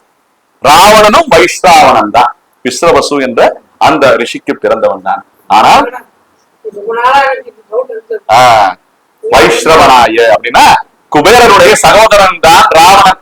அந்த அண்ணனை, பெரிய தாய்க்கு பிறந்த அந்த அண்ணனை எட்டி உதைத்துக் கொண்டு இலங்கையை அபகரித்திருக்கிறான். அந்த புஷ்பக விமானம் வேண்டும் என்பதற்காக அவனை அந்த தேசத்திலிருந்தே, இலங்கையிலிருந்து விரட்டி எடுத்திருக்கிறான். இலங்கை குபேரனுடைய தேசம், அதனால்தான் பொன்னிலங்கை என்று போற்றப்படுகிறது. பொன்னிலங்கை என்று போற்றப்படுகிறது. இன்றும் அந்த செழிப்பு இருக்கிறது, லட்சுமி கடாட்சம் இருக்கிறது. என்ன அது மாறவில்லை. ஆகையால அந்த பூமியே செழிப்பான பூமி இலங்கை. அப்படி இருக்கும்போது இந்த விஷயங்கள் எல்லாமே நமக்கு வந்து ஒரு கதையை கேட்கிறோம்னா அது இன்றளவும் நாம் போற்றுகின்ற அந்த ஸ்தோத்திரத்திலோ பாசுரத்திலோ பொருத்தி பார்க்க வேண்டும். உண்மை என்பதை விளங்கிக் கொள்ள வேண்டும். உண்மையை தெரிஞ்சுக்கிறதுல ஒண்ணும் தவறு கிடையாது. இப்ப நம்ம ராவணனை தூஷிக்கிறது இல்லையோ, இல்ல வாலியை தூஷிக்கிறது இல்லையோ, இவங்க எல்லாமே தேவர்களிலிருந்து அம்சமாக பிறந்தவர்கள் தானே. என்ன இப்ப வாலின்னு சொல்லும் போது வாலி இருக்கு, நம்ம இந்திரனுடைய அம்சம். இந்திரன் தானே வேண்டிக்கிட்டான். ஸ்ரீமன் நாராயணனுடைய திருப்பார் கடலிலே சயனித்துக் கொண்டிருக்கின்ற சேஷ சயனனாக இருக்கின்ற அந்த ராமனுடைய அந்த பரபிரமமான நாராயணன் போய் இந்திரன் தான் வேண்டிக்கிறான். இந்திரன் தான் அவனுடைய அம்சமா வாலியை பிறக்கிறான். அப்படின்னா இது ஒரு நாடகம் என்றுதானே அர்த்தம். இதை நம்ம தீர்க்கமா வழங்கிக்கணும். நீங்க நம்ம வந்து இந்த புராணத்தை வந்து தனியா விளக்கிட்டு இந்த ராமாயணத்தை வந்து பார்த்தோம்னா நமக்கு நிறைய விஷயங்கள் புலப்படாது. என்ன அதனால இந்த விஷயத்திலே ஆஞ்சநேயர், வாயு குமாரனான வாயுவின் அம்சமாக பிறந்த ஆஞ்சநேய மாபிரபு இந்த கட்டத்திலே ராவணன் தூக்கி கொண்டு போன சீதையை தேடுவதற்காக ராமச்சந்திர பிரபு லக்ஷ்மணுடன் சேர்ந்து அலைந்து கொண்டிருக்கும் போது, காட்டிலே அலைந்து கொண்டிருக்கும் போது கிஷ்கிந்தை என்ற ஒரு இடத்தை அடைந்தானா ராமச்சந்திர பிரபு. அது அடைந்தவுடன் ஏற்கனவே வாலியுடன் என்ன பல பிசகுகள் ஏற்பட்டிருக்கின்றன சுக்ரீவனுக்கு. வாலியுடன் பல பிசகுகள் ஏற்பட்டு வாலி தாரையான சுக்ரீவனின் மனைவி கடத்தி கொண்டு குகைக்குள்ளே சென்று விட்டானாம். அது நடந்த கதை, அது நடந்த சம்பவம் ஒண்ணு. ஏன்னா வாலி செத்துட்டான்னு நினைச்சு, அண்ணன் செத்துட்டான்னு நினைச்சு ஆட்சி பீடத்திலே அமர்ந்தானாம் சுக்ரீவன். அப்புறம் அந்த குகையில இருந்து அந்த அசுரனை எல்லாம் கொன்று விட்டு மறுபடியும் வாலி வந்து, நான் இருக்கும் போதே நீ எப்படி ஆட்சி பீடத்துல உட்காரலாம், அண்ணன் இருக்கும்போது தம்பி எப்படி உட்காரலாம்னு சொல்லி அண்ணன் சண்டை போட்டு அவனை விரட்டி அடிச்சு 8 திசையிலையும் துரத்திருக்கானாம் சுக்ரீவனை. அப்படி தெரிச்சு ஓடி இருக்கானாம் சுக்ரீவன். என்ன ஓடும் போது அவனுக்கு திக்கு திசை தெரியாம, வழி தெரியாம அப்படியே விழி பிதுங்கி அவன் உட்கார்ந்துட்டு இருந்தானா. அந்த வேளையிலே ஸ்ரீ ராமச்சந்திர பிரபு லக்ஷ்மணனோட கிஷ்கிந்தையிலே நுழைந்து கொண்டிருக்கிறார்கள். அப்படி நுழையும் போது சுக்ரீவனுக்கு பயம் வந்து விட்டதா. என்னடா ராமச்சந்திர பிரபுன்னு தெரியாம, அவன் தசரத சக்கரவர்த்தியின் மைந்தன் என்று அந்த விஷயம் எல்லாம் தெரியாம, யாரோ வில்லு அம்புமா வர்றாங்க, வந்து நம்மள தொலைச்சு கட்ட போறாங்க. இத வாலிதான் அனுப்பியிருக்கான். என்ன தானே வந்து அடிச்சது ஒரு விதம், இப்ப ஆளை வச்சு அடிக்க போறான் போல நினைச்சிட்டாரு சுக்ரீவன். அப்படி பயந்து கொண்டு மந்திரியான ஆஞ்சநேயரை அழைத்திருக்கிறார். சரிங்க வாப்பா, அங்க யாரோ தூரத்துல வர்றாங்க. என்ன அவங்க வந்து அந்த காலத்துல வந்து அவங்க கண்ணுடைய பார்வை இருக்குதே, அது அவ்வளவு தொலைவு தூரம் அவங்களுக்கு பார்வை இருக்குமா. ஏன்னா கருடனுக்கு இருக்கிற பார்வையிலேயே ரொம்ப தூரம் வந்து நல்ல தெளிவா தெரிகிற அளவுக்கு கண்ணு யாருக்குன்னா கருடனுக்கு இருக்கு. அவ்வளவு உசர பறந்தாலுமே கீழே என்ன கிடக்குன்னு தெரிஞ்சு அப்படியே இறங்குது பாத்தீங்களா. அப்பேற்பட்ட கண் பார்வை வந்து குரங்குகளுக்கும் இருக்கிறதா, தெளிவா இருக்குமா. குரங்கு கண்ணாடி போட்டிருக்கா, கிழக்கு குரங்குனாலுமே அப்படியே தாவி போகுது பாத்தீங்களா. அப்பேற்பட்ட தீட்சணை அந்த அந்த சுக்ரீவனுக்கு இருக்கிறது. அதே போல ஆஞ்சநேயருக்கும் இருக்கிறது. ஆஞ்சநேயர் அனுப்பி யாருன்னு விசாரிச்சுட்டு வாப்பா, இவங்க வந்திருக்காங்க, இவங்க எல்லாம் யாருன்னு தெரியல, ஒருவேளை நம்மளை தொலைக்கிறதுக்கு தான் வர்றாங்க, அதை ஊர்ஜிதப்படும் விஷயமாக முதல்ல வந்து சுக்ரீவனுக்கு தூதாக சென்றிருக்கிறான் ஆஞ்சநேயர். என்ன அப்ப போகும்போது ஆஞ்சநேயரை போய் அங்க நின்று இந்த ராம லக்ஷ்மணர்களை பார்த்தானாம், லட்சணத்தை பார்த்தானாம். லட்சணத்தை பார்த்த உடனே மெய் சிலிர்த்து நின்றானாம் ஆஞ்சநேயர். இவங்களை போய் அடியாட்கள் நினைச்சிருக்கானா நம்ம சுக்ரீவன், நிச்சயமாக இருக்க முடியாது. ஆகையாலே அங்கே சென்று அவர்களை எல்லாம் பார்த்து விட்டு வணங்கி அவர்களை வரவேற்கும் விதமாக வார்த்தைகளை உதிர்ந்திருக்கிறான். யாரு? ஆஞ்சநேய மகாபிரபு. என அந்த வார்த்தை உதிரும் போதே அவனுக்கு அவனுடைய சிந்தனை, அவனுடைய ஞானம் வெளிப்பட்டதாம். அதனாலதான் சொன்னேன், நமக்கு பிறந்த பிறப்பில ஞானம் என்கிறது எதற்குன்னா பகவானை அடைவதற்குத்தான், அவனுடைய திருவடை சென்று சேர்வதற்குத்தான் ஞானமே. அப்பேற்பட்ட ஞானம் அவன் செய்த அஞ்சனாதேவி செய்த தவத்தினாலே, என கேசரி மைந்தரான இருக்கிறதுனாலே, அந்த வாயு குமாரனாக இருப்பதினாலே அந்த ஞானம் அப்போதைக்கு வெளிப்பட்டதாம். இவர்கள் சாதாரண மனிதர்களாக இருக்க முடியாது. அவருடைய ஆஜானு பாகுவாக இருக்கின்ற அந்த தோள்கள், என்ன ஆஜானு பாகுன்னா என்ன தெரியுமா அர்த்தம்? ஒருத்தருடைய லட்சணம் எப்படி இருக்கணும்னா, நின்னவன்னா கை இருக்குல்ல, அந்த ஆஜானுன்னா நீளம்னு அர்த்தம். அந்த கை வந்து முழங்கால் வரைக்கும் நீண்டு இருக்கணுமா. நமக்கெல்லாம் அப்படி இருக்கா? கிடையாது. நமக்கு இடுப்புக்கு கீழே லேசா வருதே தவிர முழங்கால் வரைக்கும் போக மாட்டேங்குது. கை நீளமா இருக்க மாட்டேங்குது. நமக்கு வாய் தான் நீளமா இருக்கு எனக்கு. என்ன அதனால இந்த கை வந்து அவ்வளவு லட்சணமா இல்ல நமக்கெல்லாம். அப்படியா? இருக்கலாம். அவங்க எல்லாம் ஆட்சி பீடத்துக்கு அமரக்கூடிய லட்சணம் உள்ளவர்கள் சொல்றாங்க. சாமுதிரிகா லட்சணம் சொல்லப்படுகிறது. ஆஜானு பாகுன்னா ஸ்ரீ ராமச்சந்திர பிரபு அப்படியே தோல் கண்டார் தோளே கண்டார் என்பது போல, தோலை பார்த்தா தோலை பார்த்துக்கிட்டே இருக்கலாம், வேற எதுவுமே பார்க்க தேவையில்லை. அப்படியே அதுலயே மயக்கம் வந்துருமா நமக்கு. அப்படி பயங்கரவதான் சூர்பனகை. என்ன அப்படி பயங்கரவதான் சூர்பனகை.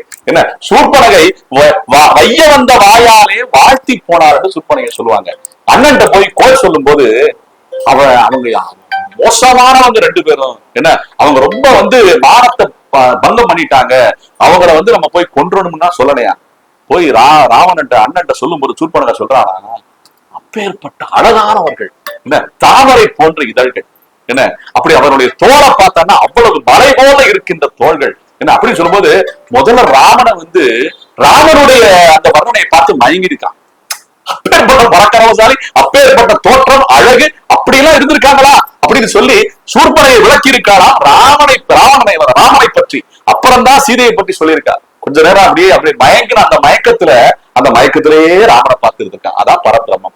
என்ன அப்பேற்பட்ட தோற்றமுடைய இந்த ராமனை பார்த்து இந்த ஆஞ்சநேய மகாபிரபு, அஞ்சனை மைந்தனான இந்த ஹனுமான் அப்படியே சொக்கி போய் இவர்கள் எல்லாம் நிச்சயமாக வாளை அனுப்புன அடியாட்கள் கிடையாது ஊர்ஜிதம் பண்ணிக்கிட்டு கேட்டிருக்கான். என்ன தெரியுமா கேட்டிருக்கான் அந்த அஞ்சரை மைந்தன், நான் சுக்ரீவனுடைய மந்திரி, அடியேன் சுக்ரீவனுடைய மந்திரி. சுக்ரீவ மகாராஜா என்னை உங்களுடைய விஷயத்தை உங்களுடைய விஷயத்தை நீங்கள் யார் என்ற விஷயத்தை கேட்டு அறிந்து வர சொன்னார். நீங்கள் எப்படி சொல்கிறீர்களோ அப்படியே அங்கே போய் நான் விண்ணப்பிக்கிறேன்னு சொல்லியிருக்கான். அடியாளா இருந்திருந்தா இந்நேரம் மிரட்டி அப்படியே கைய வச்சு இறுக்கி கழுத்தை அப்படியே நெருக்கி கூட்டு போயிருக்கணுமா இல்லையா சுக்ரீவன்ட்ட? அப்படி கூட்டு போகலையா? குறிப்பறிந்து தோற்றம் பார்த்த உடனே லட்சணம் அறிந்து இவர்கள் யார் என்பதை அனுமானித்திருக்கிறானாம். அனுமானம் நம்ம வார்த்தையில சொல்றோம், அனுமானம் பண்ணணும்பா அனுமானம் பண்ணணும்பா. அந்த அனுமானம் என்னன்னா இந்த அனுமானம் வச்சுதான் அந்த அனுமானமே இருக்கு. இது கடவுளை கும்பிடுறவங்க சொல்றாங்களோ இல்லையோ, கும்பிடாதவங்க சொல்றாங்களோ இல்லையோ, கடைசியா பார்த்தா ஆஞ்சநேயரை கும்பிடுறவங்களா ஆயிடுறாங்க. அனுமானம் அனுமானம் அனுமானம்னு சொல்றான். இந்த அனுமானம்ங்கிற வார்த்தைக்கே அனுமானம் வச்சுதான் இந்த வார்த்தையை வந்திருக்குன்னா எவ்வளவு அற்புதமான விஷயம் பாருங்க. ஆகையாலே இந்த அனுமானத்தை பரபிரம்மமான ராமச்சந்திர பிரபுவை கண்ட அந்த சடத்திலேயே அந்த தருணத்திலேயே அவன்தான் பரபிரம்மமான ஸ்ரீமன் நாராயணனே அவதாரம் எடுத்ததாக இருக்கின்ற அந்த ஸ்ரீ ராமச்சந்திர பிரபு அப்படின்னு சொல்லி ஊர்ஜிதம் பண்ணிருக்காரு. அப்ப வார்த்தைய உதிர்ந்த உடனே ஸ்ரீராமன் அப்படியே வியந்து பார்த்தானாம். அவன் பார்த்தா உருவத்துல முதல்ல பிராமண வேஷத்துலதான் வந்திருக்கான். இந்த ஆஞ்சநேய பிரபு வானர கோலத்துல போனா அவங்க பயந்துருவாங்கல்ல, என்னடா குரங்கு பேசுதே அப்படின்னு நினைச்சு அவங்க பயந்துருவாங்கல்ல, ராமச்சந்திர பிரபு பயந்துருவாங்கல்ல, லட்சுமணன் பயந்துருவான்னு சொன்ன உடனே அப்படி போகக்கூடாதுன்னு சொல்லி ஒரு பிராமண வேஷம் விட்டு போனானா. ஆனா போய் நின்ன உடனே அவங்க சத்திய வாக்கு ராமன் உருவமே சத்தியமாக இருக்கிறதே அப்படின்னு சொல்லுவாங்க. சத்திய விக்கிரகத்தை பார்த்த உடனே அந்த உருவத்தை பார்த்த உடனே ராமோ தர்மவான் விக்கிரகா அப்படின்னு சொல்லுவாங்க.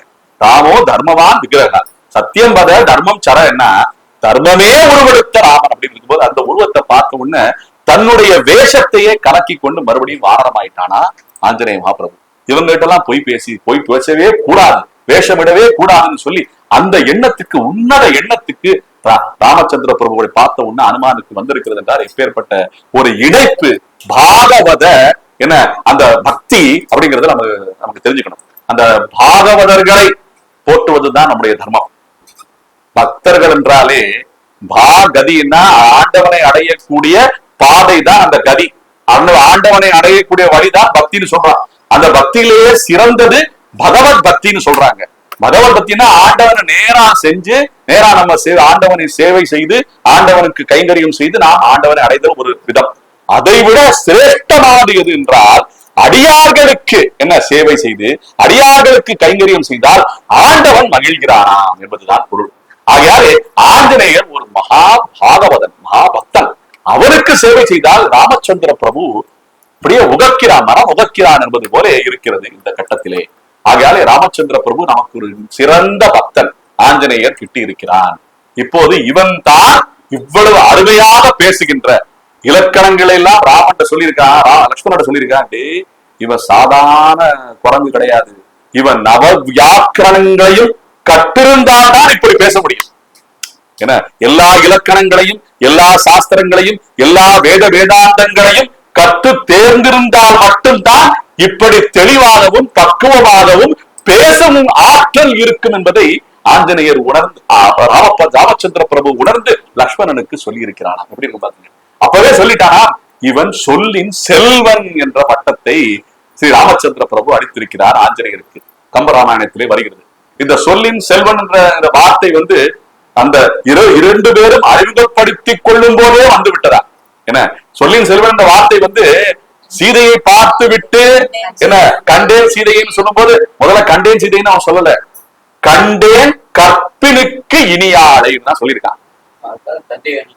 கண்டேன் சீதைங்கிற வார்த்தை வரல. அதுக்கப்புறம் நம்ம சும்மா பேச்சு வழக்குல கண்டேன் சீதையை சொல்லிக்கிட்டு இருக்கோம். உண்மையிலேயே கம்பராமாயணத்துல இருக்கிற வார்த்தை கண்டேன் கற்பிற்கு இனியாளைன்னு தான் வருது. ஏன்னா ஸ்ரீ ராமச்சந்திர பிரபுவுக்கு முக்கியமான விஷயம் என்னன்னா அவள் கலங்கப்படாமல் இருக்கிறாளா. அப்ப அதை சொல்லிட்டா உயிரோட இருக்காங்கன்னு அர்த்தம். கண்டேன்னு சொல்ற வார்த்தையில வந்துருச்சு, பாத்துதான் வந்துருச்சு. எந்த மாதிரி சீதை கற்புக்கு இனியாளை அப்படின்னு சொல்றாங்க. கற்புக்கு அணிகலனாக இருப்பவளேன்னு சொல்லியிருக்காரு ஆஞ்சநேய பிரபு. அந்த சீதையை பார்த்து விட்டு வந்த பிறகு அது சுந்தரகாண்டத்துல வரும். இப்ப அறிமுகப்படுத்தும் விஷயமாக வரும்போதே இவன் சொல்லின் செல்வன் சொல்லியிருக்காங்க. சொல்லின் செல்வன்னா சொல்லுல நிறைய விஷயங்கள் இருக்கு. அதுவே ஒரு செல்வம்னு சொல்றாங்க. அது வாக்குன்னு சொல்லுவாங்க. சொல்லனா வாக்கு. அந்த வாக்கு அதுவே நமக்கு ஒரு சம்பத்து, வாக்கு சம்பத்துன்னு இருக்கு. அப்படி தானத்துல நிறைய தானங்கள் இருக்குங்க. என்ன நம்ம வஸ்திர தானம் பண்றோம், என்ன அது வஸ்திர தானம் பண்றோம், அப்புறம் அன்னதானம் பண்றோம், ரத்த தானம் பண்றாங்க இப்ப எல்லாம். என்ன இப்படி நிறைய உறுப்பு தானம் எல்லாம் பண்றாங்க, சொர்ண தானம் பண்ணுவாங்க. இப்படி நிறைய தானங்கள், பல காய் வகைகள் எல்லாம் வச்சு நம்ம தானம் கொடுக்குறோம். திதி தப்பனம் எல்லாம் பண்ணும்போது காய்கறி எல்லாம் வச்சு கொடுக்குறோம். இப்படி நிறைய தானங்கள் இருக்கு பாத்தீங்களா. ஆனா ஒரு முக்கியமான தானம் நமக்கு இன்னைக்கு கிடைக்கிறது இல்ல. என்ன தெரியுமா? அது வாக்தானம். வாக்தானம். 4 பேரை நல்ல வார்த்தையால வாழ்த்தணும்னா அதுவே ஒரு தானம் தான். என்ன நல்ல வார்த்தையால இப்ப அடியன் சொற்பொழிவு பண்ணிக்கிட்டு இருக்கேன்னா இதை எந்த ஒரு பிரதி உபகாரமும் என்ன செஞ்சு பண்ணணும்னு அவசியம் இல்லை. இது ஒரு விதமான பகவத் பாகவத விஷயங்களை சொற்பொழிவாக பொழிவது. இது யாரு வேணா எங்க வேணா பண்ணலாங்க. இப்ப இது யாரு வேணா எங்க வேணா பண்ணலாம். இப்ப இந்த அறிமுக கட்டத்திலே ஆஞ்சநேயர் ராமனை பற்றி தெரிந்து கொள்ள வேண்டும். அப்ப ராமனை பத்தி அவர்கள் ராமலட்சுமணர்கள் அறிமுகப்படுத்திக் கொள்கிறார்களாம். இந்த ராமாயணம் இருக்குல்ல, இந்த ராமாயணத்துக்குள்ளேயே நிறைய வாட்டி சொல்லப்படுதுங்க. இந்த ராமாயணம் யார் யார் என்று தன்னை தானே அறிமுகப்படுத்திக் கொள்ளும் போது ராமாயணம் எல்லாமே விளக்கப்படுகிறது. என்ன இப்ப ராமலட்சுமணர்கள் தங்களை அறிமுகப்படுத்திக் கொண்டிருக்கும் போது ராமன் பிறந்ததிலிருந்து அப்படியே லேசா விளக்கிக்கிட்டே காட்டுக்கு வர்ற வரைக்கும், சீதையை தொலைத்த வரைக்கும் விளக்கி இருக்காங்க. எப்படி இருக்கும் பாருங்க. இதுவும் ஒரு ராமாயணம். ராமாயணத்துக்குள்ளேயே எத்தனை தடவை ராமாயணம் சொல்லப்படுகிறது பாருங்க. ஆகையால இதை போய் அனுமான் சுக்ரீவனுக்கு சொல்வானா. எப்படி இருக்கும் பாருங்க. இது எல்லாமே ராமாயணம் மீண்டும் மீண்டும் உள்ளே கதைக்குள் கதை அத சொல்லப்படுகிறது. இதையெல்லாம் சுவாரஸ்யமா நம்ம புரிஞ்சுக்கணும். ஆகையாலே ஸ்ரீ ராமச்சந்திர பிரபு சொல்லின் செல்வன் என்ற பட்டத்தை, நவ வியாக்கரண பண்டிதன் என்ற பட்டத்தை ஸ்ரீ ஆஞ்சநேயருக்கு வழங்கி இருக்கிறார் என்பது செய்தி. பிறகு சுக்ரீவனை அடைந்து சுக்ரீவனிடம் சென்ற பிறகு ஒரு கொடுக்கல் வாங்கல். இப்ப ஐயா எம் கிருஷ்ணமூர்த்தி ஐயா கேட்டாங்க, ராஜச பக்தியா தாமச பக்தியா அப்படின்னு கேட்டாங்கன்னா, கொடுக்கல் வாங்கலா இருந்தா அது ராஜசம் தான்.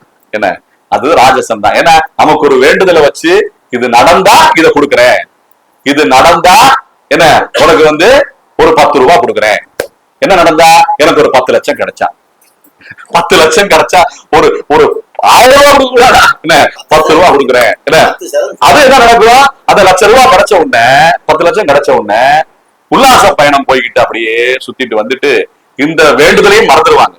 அப்ப இந்த வேண்டுதலை மறந்த உடனே தனக்கு ஒரு வேற காரியம் நடக்காது. என்ன தன் வீட்டுல வீடு கட்ட நினைக்கும் போது இடத்துக்கு உண்டான பிரச்சனை வரும். அப்படி எல்லாம் பிரச்சனை வரும்போது ஜோசியர் போய் நிற்பான். ஜோசியர் நிற்கும் ஜோசியர் என்ன சொல்லுவான், நீ உன்னுடைய வேண்டுதலை நிறைவேற்றவில்லை போலே அப்படின்னு ஜோசியர் சொன்ன உடனே ஆமா 10 ரூபாய் கொடுக்குறேன்னு சொன்ன கொடுக்கலையே நினைச்சு ஓடுவான். அதுக்கு என்ன பண்ணுவான், அந்த கோயிலுக்கு போகும்போது ஒரு 10,000 ரூபாய் செலவு பண்ணுவான். என்ன ஆகையாலே சும்மா ஒரு இதுக்காண்டி ஒரு பேச்சுக்காண்டி சொன்னேன். ஏன்னா இது போல வேண்டுதல்களை பண்ணுவதே ராஜச பக்தி என்றுதான் சொல்லப்படுகிறது. இந்த ராஜச பக்தியை தான் சுக்ரீவன் என ராமனோட ஒரு வேண்டுதல் செய்து கொண்டு தான் ஒரு இலக்கத்துக்கு வந்தானா. அப்ப இறக்கி நீ என்ன பண்ணணும், வாலியை நீ கொல்ல வேண்டும். வாலியை கொல்லணும்னு சொல்லல, வாலி என்ன அடிக்க வர்றான், அவன்கிட்ட காப்பாத்து, வாலியினை விட என்னை காப்பாற்ற வேண்டும், என்னுடைய மனைவியை தாரையை மீட்டு வர வேண்டும் என்றுதான் அவருடைய கோரிக்கை. ராமனுக்கு ஒரு பெரிய ஒரு இயக்கம். ஏன்னா தான் தன்னுடைய மனைவியை இழந்திருக்கிறான். அதே போல வாலியும் அவனுடைய மனைவியான தாராவை அழைத்துக் கொண்டு சென்றிருக்கிறான் போது ரெண்டுமே ஒரே மாதிரியான துக்க நிலை இருக்கும் போது அந்த துக்கத்துக்கு உண்டான விடுதலையாக நான் செய்கிறேன் என்று சொல்லி ஒத்துக்கொண்டு ராமன் தன்னுடைய பராக்கிரமத்தை வெளிப்படுத்தி வாலியை கொன்றானாம். இப்ப வாலிய பின்னால நின்று அம்படிச்சிருக்கான். ராமன் பின்னால நின்று அம்படிச்சிருக்கான். அதுதான் பெரிய குறையா இன்னைக்கு உலகம் பூரா பேசிட்டு இருக்கு. அதுக்கு உண்டான விளக்கத்தை வாலியே கேட்டு ராமன் பெற்றிருக்கிறான். என்ன அதுக்கு உண்டான கேள்வியை வாலியே சாகும் போது, இறப்பு தருவாயில் இருக்கும் போது என்ன எல்லா கேள்வியும் வாலியே கேட்டு அந்த ராமாயணத்திலேயே இருக்கிறது. வாலி பதில் பெற்று சமாதானமாகி சொர்க்கத்துக்கு போயிருக்கிறான் இருக்கு. இதை நம்ம புரிஞ்சுக்கிறோமா? இன்னும் கேள்வி கேட்டுக்கிட்டு இருக்கோம், வாலி எதுக்கு முதுகில் அடிச்சு கொண்டான் அப்படின்னு மறைந்திருந்து அடிச்சு கொண்டான்னு சொல்லி ஏகப்பட்ட சமாதானங்கள் இருக்கிறது. ஆனால் மாத்வ சம்பிரதாயத்திலே ஒரு சமாதானம் சொல்லப்படுகிறது. ஏன்னா இது நேரடியாக சம்பிரதாயத்திலே மாத்வாச்சாரியர் எழுதின அந்த ராமாயணத்திலும் சொல்லப்படுகிறது. என்னன்னா ராமன் ஒருவேளை முன்னே சென்று அடிக்க முற்பட்டிருந்தால் வாலி சரணாகதி செய்திருப்பானா? இப்ப வாலி சரணாகதி செஞ்சான்னா அப்ப சுக்கிரீவனுக்கு கொடுத்த வாக்கு காப்பாற்ற முடியாது. அப்புறம் வாலி சரணாதி செஞ்சுட்டு தான் தான் ஆள வேண்டும், தான் தான் செய்ய வேண்டும், இல்ல தான் செஞ்சதுதான் சரின்னு சொல்லி ஒருவேளை பண்ணிட்டான்னு வச்சுக்கங்களேன். அப்ப அந்த கட்டத்துக்கு மாற்று பாதையாக போய்விடுவதனாலே ராமன் முன்னே சென்று நிற்கவில்லைன்னு ஒரு செய்தி சொல்லப்படுகிறது. இதெல்லாம் சுவாரஸ்யமாக பல விஷயங்கள் பலவாறாக நியாயம் கற்பிக்கப்படுகின்றன. எதுவாயினும் சரி, ஆண்டவன் மேல் செய்யப்படும் அனைத்துமே நன்மை விளையக்கூடிய வகையிலே தான் இருக்கும் என்பதுதான் ஆச்சாரியர்களுடைய செய்தி. இதெல்லாமே அப்படி இருக்கும்போது ஆஞ்சநேய மகாபிரபு, இப்போது ஆஞ்சநேய மகாபிரபு ஒரு பெரிய காரியத்துக்கு உட்பட்டு இருக்கிறான். என்னன்னா, இப்ப சுக்ரீவனுடைய சகோதரன், பெரிய சகோதரனான வாலி கொல்லப்படுகிறான். என்ன, கொல்லப்பட்ட உடனே அங்கதன் என்ன ஒரு பக்கம் படை தளபதியாக நிற்கிறான். அப்படி ஒவ்வொருத்தரும் மால்யவான் நிற்கிறான். அப்படி நிற்கும் போது எல்லா படைகளையும் திரட்டி தனக்கு கொடுக்கப்பட்ட வாக்கு ராமனால் நிறைவேற்றப்படுகிறது. அப்ப மறுவாக்கு தான் நிறைவேற்ற வேண்டும் என்பதனாலே சொல்லும் போது எல்லாமே முற்படும் போது மழைக்காலம் விட்டதாம். மழைக்காலம் வந்த உடனே சொல்லிட்டானா சுக்ரீவன், இந்த நேரத்துல நம்ம எல்லாமே இந்த குரங்கு கூட்டம் எல்லாமே ஓய்வெடுக்க வேண்டிய நேரம். ஏன்னா மழைக்காலத்துல போய் தேடுவது என்பது சாத்தியம் கிடையாது.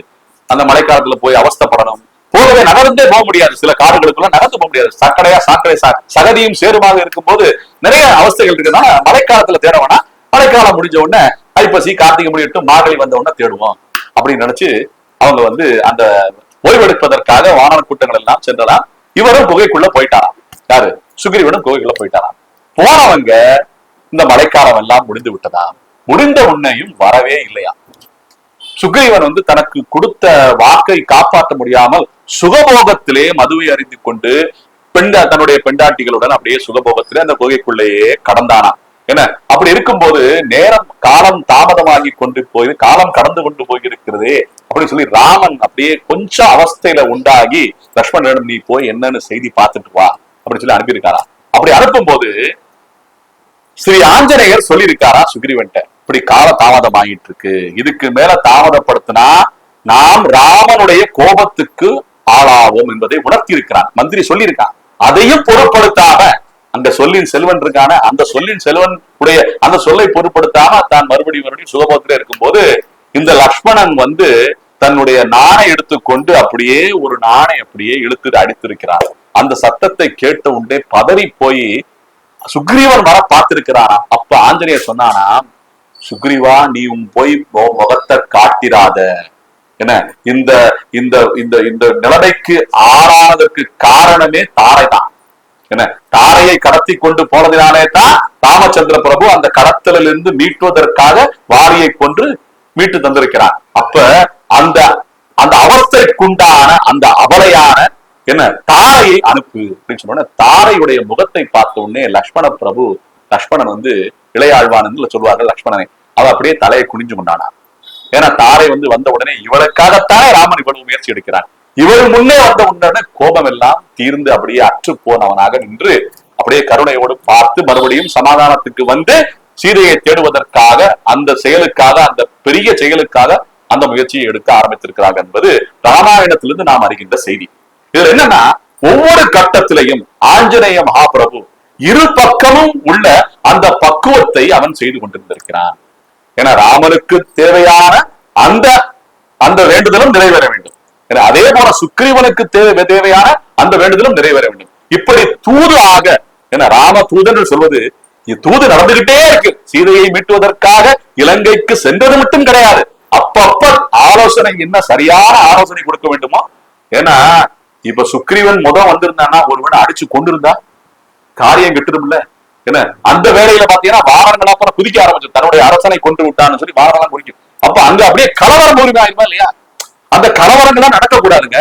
சமாதானம் செய்யணும் என்றால் நிறைய விஷயங்களை நாம் விட்டு கொடுக்க வேண்டியிருக்கும். அண்ணன் தம்பிகளே இருக்காங்க வீட்டுல, விட்டு கொடுத்தாதாங்க ஒரு முடிவுக்கு வரும். எதுனாலுமே சரி, நான் பெரியவனா நீ பெரியவனான்னு சொல்லி அந்த அகங்காரத்திலையும் மமகாரத்திலையும் நாம ரெண்டு பக்கமும் பண்ணிக்கிட்டே இருந்தோம்னு வச்சுங்களேன், அதுக்கு ஒரு முடிவு கிடையாது. நண்பர்களிடையும் சரி, சகோதரர்களிடையும் சரி, நாட்டிலையும் சரி, பேச்சுவார்த்தை நல்லாதான் நடக்குது. இந்த பேச்சுவார்த்தைக்கு மீறிய ஒரு இனிய செயல் வேற எதுவுமே கிடையாது. இந்த பேச்சுவார்த்தையிலே இணக்கம் ஏற்படாத போதுதான் சண்டைகள் நடக்கின்றன. இப்ப மகாபாரத போர் நடந்ததுன்னு சொல்லி கிருஷ்ணனை எல்லாம் திட்டுறாங்க. இப்ப நின்றுட்டு இருக்கால கிருஷ்ணன் நாராயணா, இவனை திட்டுறது எத்தனை பேருக்கு சுவாரஸ்யம் தெரியுமா? என்ன இவன் தான் எல்லாத்தையும் கொன்றதுக்கு உண்டான காரணகர்த்தாவாக இருந்திருக்கிறான். என்ன அவனுக்கு எல்லா உரிமையும் இருக்குங்க. அவன் தான் படைத்தவன். அவன் திருப்பி எடுத்துக்கிறதுக்கு அவனுக்கு உரிமை இல்லையா? நாம தான் திருட்டுத்தனம் பண்ணிட்டு இருக்கோம் அவனுக்கு தெரியாம எல்லாமே. என்ன ஆகையாலே இந்த இந்த மகாபாரத போர்ல என்னமோ கிருஷ்ணன் தான் வந்து போற நடத்தி எல்லாத்தையும் கொண்டுட்டான்னு சொன்னான். கிருஷ்ணன் சமாதானத்துக்கு போனானா இல்லையா? அவனும் ஒரு தூதன் தான். அவன் பாண்டவ தூதன். என்ன இவர் ராம தூதன்னா அவன் பாண்டவ தூதன். போய் எத்தனை தடவை சமாதானம் பேசினான். கேட்டாங்களா அந்த பயலுக? என்ன இந்த துரியோதனாதிகள் எல்லாம் கேட்டாங்களா? என்ன இந்த பீஷ்மர் உட்கார்ந்துகிட்டு ஏதாவது நல்ல சொல்லி திருத்த பார்த்தாரா? இல்லையே, ஒரு பயனும் கேட்கலையே. என்ன அப்படி எதுவுமே நடக்கலன்னு சொன்ன உடனேதான் போருக்கு வந்திருக்கிறான். அப்ப என்ன எல்லா முயற்சியும் எடுத்திருக்கிறான் கண்ணன். அது போல நாமும் குடும்பங்களில பாத்தீங்கன்னா இன்னைக்கு நிறைய அற்ப விஷயங்களால, இப்ப உதாரணத்துக்கு சொல்றேன், பெரியப்பா சித்தப்பா எங்க அப்பா சண்டை போட்டுப்பாங்க. நாம சகோதரர்கள் சகோதரிகள் இருக்கோம். இப்படி இருக்கும்போது அவங்க எதற்கு சண்டை போட்டாங்கன்னே தெரியாமையே இன்னைக்கு நம்ம பிரிஞ்சு வாழ்ந்துகிட்டு இருப்போம். என்ன அவங்க பந்தியில இவன் உட்காரத்துக்கு பதிலா அவரை உட்கார வச்சதுனால கலவரமாகி அத்தைமார்கள் ஒரு சண்டை போட்டு, என்ன அவங்க அத்தைமார்களுடைய மாமாமார்கள் கோவித்து வீட்டுக்கு போய் இத்தனை கலவரங்களும் ஒரு பந்தியில உட்கார்றதுக்காண்டி நடந்த விஷயத்த பெருசுபடுத்தி குடும்பமும் ரெண்டாகி பிரிஞ்சு நிற்கிறது. இந்த அடுத்த வாரிசுகளான இந்த சகோதரர்களுக்கு, இந்த கசின்களுக்கு தெரியாது. என்ன இவங்க சண்டையிலே எடுத்திருப்பாங்க. அப்ப அப்ப அந்த விஷயம் தெரிஞ்சுக்கிட்டா, ஏண்டா இதுக்கா போய் பெரியப்பா சித்தப்பா அத்தை மாமாங்கெல்லாம் அடிச்சுட்டு இருந்திருக்காங்க, இந்த விஷயத்துக்கு அடிச்சுட்டு இருந்திருக்காங்க சொன்னோம்னா உட்கார வைக்க போறோம். இன்னைக்கு எல்லாமே பஃபே சிஸ்டம் ஆகி போச்சு. எவனுமே பந்திலே உட்காரதுலயே தட்டை வச்சுக்கிட்டு சாமி மாதிரி அப்படியே ஐயா சாமின்னு அப்படியே சாப்பிட்டுக்கிட்டு இருக்கோம். இன்னைக்கு எங்க எவன் உட்காரா எவன் சாப்பிடறா ஒண்ணுமே தெரிய மாட்டேங்குது. ஏன்னா மாமனார் வீட்டுக்கு போனாலே மாமனார் வந்து என்ன மாமனாரே சாப்பிடலாம், நான் ஏற்கனவே சாப்பிட்டேன் மாப்பிள்ள அப்படின்றாரு. சரி சந்தோஷம், எனக்கு இருக்கா இல்லையா? இருக்கு, மிக்க மகிழ்ச்சி, இருந்தாலே பெரிய விஷயம் அப்படிங்கிற மாதிரி உலகம் இன்னைக்கு போயிட்டு இருக்கும் போது தொடரலாம். அடியன் அடியன் அடியன் அப்படி இருக்கும்போது இந்த ஏன் சொல்றேன்னா, நிறைய விஷயங்கள் வந்து புராணத்துல இருந்து பாடமா நம்ம எடுத்துக்கிட்டு நடைமுறைப்படுத்தணும்னா சிக்கல்கள் விலகுங்கிறதுனால ஆஞ்சநேய மகாபிரபுவை வேண்டிக்கிட்டு அவருடைய ஜன்ம தினத்துல சொல்லிட்டு இருக்கேன். தவறா நினைக்கக்கூடாது.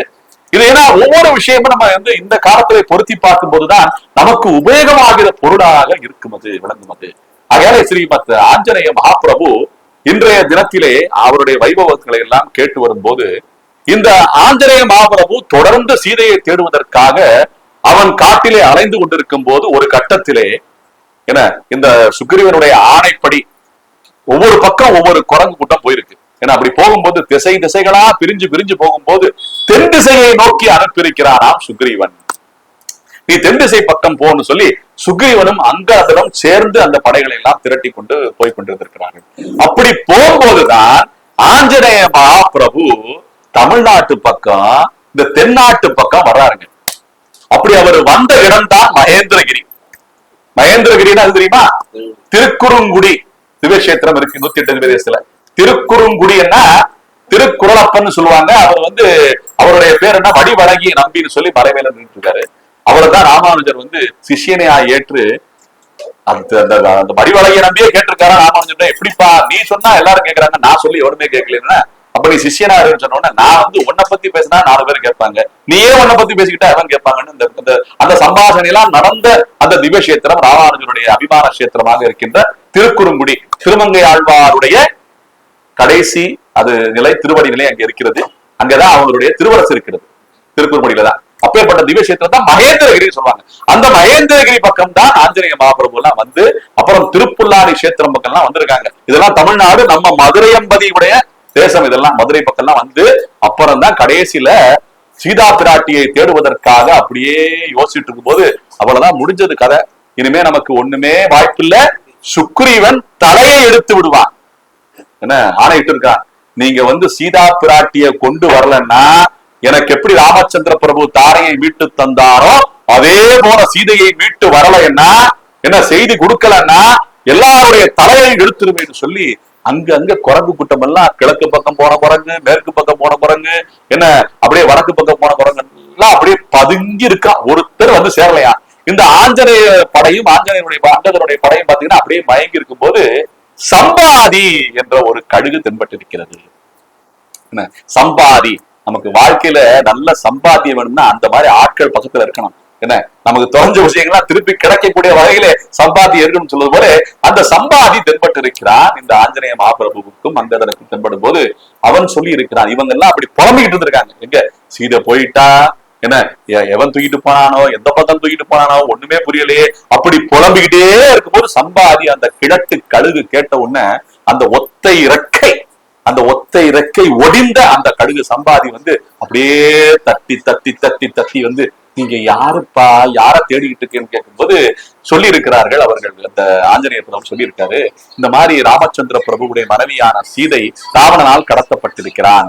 அப்படி கடத்தப்பட்டிருக்கும் போது அந்த ஆகாய விமானம், அந்த விமானத்திலே புஷ்பக விமானத்திலே கொண்டு சென்றிருக்கிறாள் என்ற அந்த செய்தி தெரியாம எங்க இருக்காங்கன்னு கேட்டிருக்கான். அப்பதான் சம்பாதி சொல்லியிருக்கான், என்னுடைய சகோதரனான என அந்த கழுகு அரசனான ஜடாயு சண்டை போட்டு ஒரு பெண்ணை மீட்டுவதற்காக சண்டை போட்டு என்ன சிறகுடிந்து கீழே விழுந்து மாண்டு போனான். என்ன அந்த ஜடாயுடைய தம்பி தான், சகோதரன் தான் நான் என்று சொன்ன உடனே, நான் தான், என்னுடைய பெயர் தான் சம்பாதி என நான் அந்த காட்சியை பார்த்தேன். அவளை கொண்டு செல்லும் அந்த விமானம், அந்த புஷ்ப விமானம் அப்படியே மாய விமானமாக இருந்து இந்த கடலை தாண்டி தென் திசை நோக்கி பறந்திருக்கிறது என்ற செய்தியை சம்பாதி சொல்லியிருக்கிறார். அப்படி சொன்ன உடனே சம்பாதியின் மற்றொரு சிறகு முளைக்க ஆரம்பித்து விட்டதாம். அவனுக்கு கிட்டிய சாபம் என்ன, ஒரு சிறகு ஒடிந்து அங்கே சாபத்தாலே கிடந்திருக்கிறார். அப்படி அந்த சிறகு எப்போது மறுபடியும் முளைக்கும் என்றால், எப்போது பகவானுக்குண்டான கைங்கரியம் கிடைக்கிறதோ அப்போதுதான் சாப விமோசனம் அவனுக்கு. என எத்தனை சாப விமோசனங்கள் பாருங்க இதுல. ஆகையாலே அந்த சம்பாதியின் ரெக்கை முளைந்ததான். அந்த சம்பாதியினுடைய அந்த கஷேத்திரம் தான் இன்றைக்கும் நாம் எல்லாம் இந்த குற்றாலத்துக்கு கோயில்பட்டியிலிருந்து ராஜபாளையம் போற மார்க்கத்துல அந்த சங்கரன் கோயில் போவோம் பாத்தீங்களா, கோயில்பட்டியிலிருந்து ஒரு ரோடு பிரியும். அந்த சாலையில போனோம்னா கழுகுமலைன்னு ஒரு இடம் இருக்கு. என்ன, அங்க மயூரநாத முருகன் கோயில் இருக்கு, மயூரநாதன் பேரு. அந்த மலைதான் இந்த சம்பாதியினுடைய தோற்றமாக இருக்கின்ற கழுகு மலை. இது ராமாயணத்தை குறிப்பு உணர்த்தும் விஷயமாக இந்த அளவு நமக்கு கிடைக்கக்கூடிய அடையாளங்கள். வெட்டுவான் கோயில் மேல இருக்கு, அது பாண்டியர்கள் கட்டி அறகுறையா விட்ட கோயில். அது ஒரு பெரிய ஒரு மானுமெண்ட். அது ஒரு பெரிய ஒரு குடைவரை கோவில். மலையே குடைஞ்சு அப்படியே பள்ளமாக்கி கட்டியிருப்பாங்க. எல்லாம் கோபுரம் எல்லாமே இருக்கும். விநாயகர் இருக்காரு, ஆஞ்சநேயர், நரசிம்மர் இருக்காரு, சுத்தி கோபுரங்கள்லாம் இருக்கு. ஆனா அறகுறையா விட்டாங்க அந்த கோயில. அது வேற, அது ஒரு சின்னமா நின்றுட்டு இருக்கு. கீழே வந்து அந்த அடிவாரத்துல அந்த கோயில் இருக்கு. சம்பாதிங்கிற அந்த கழுகுடைய மலை, அதான் கழுகு மலைன்னு சொல்றாங்க. அதே இந்த சம்பாதி சொன்ன உடனே ஆஞ்சநேயர் உடனே அதுக்கு மகிழ்ச்சி அடைந்து, ஆஹா நம்ம தலை தப்பிச்சதுப்பா, நம்ம தலை தப்பிச்சு உடனே அப்புறம் வந்து ஆஞ்சநேயருக்கு தன்னுடைய மதிப்பு தெரியவில்லை. இப்ப இந்த கடலை தாண்டி ஆகணும். அப்ப கடலை தாண்டதெல்லாம் பாலம் கட்டுறதுக்கெல்லாம் அப்ப முயற்சி எடுக்கலாங்க. இந்த கடலை தாண்டி உடனே போய் அந்த இடத்த போய் யாரு இருக்கா, என்ன எங்க சிக்கிக்கிட்டு இருக்கா சீதைங்கிறத பாக்கணுங்கிற அது ஒரே லட்சியம் தான். அப்படி சொல்லும் போது தனக்கு வலிமை இல்லை. எல்லாரும் அந்த குரங்கு கூட்டம் எல்லாம் சேர்ந்து யாரு போறது அப்படின்னு சொல்லி முடிவு எடுக்கிறதுக்கு உண்டான அந்த தருணத்திலே, நீ போறியா நான் போறியா, நீ போறது அப்படின்னு ஒரு திரைப்படத்துல சொல்லுவாங்க, நீ செய்யறது நீ பேசுறது அப்படின்னு சொல்லுவாங்க. அது போல ஒவ்வொருத்தரையா பார்த்துட்டு இருக்கும் போது வழியே இல்லாம திணறிட்டு இருந்தாங்களாம். அப்போதுதான் நம்முடைய ஜாம்பவான் அங்கே தோன்றி இருக்கிற அந்த சம்பவம் நடந்திருக்கிறது.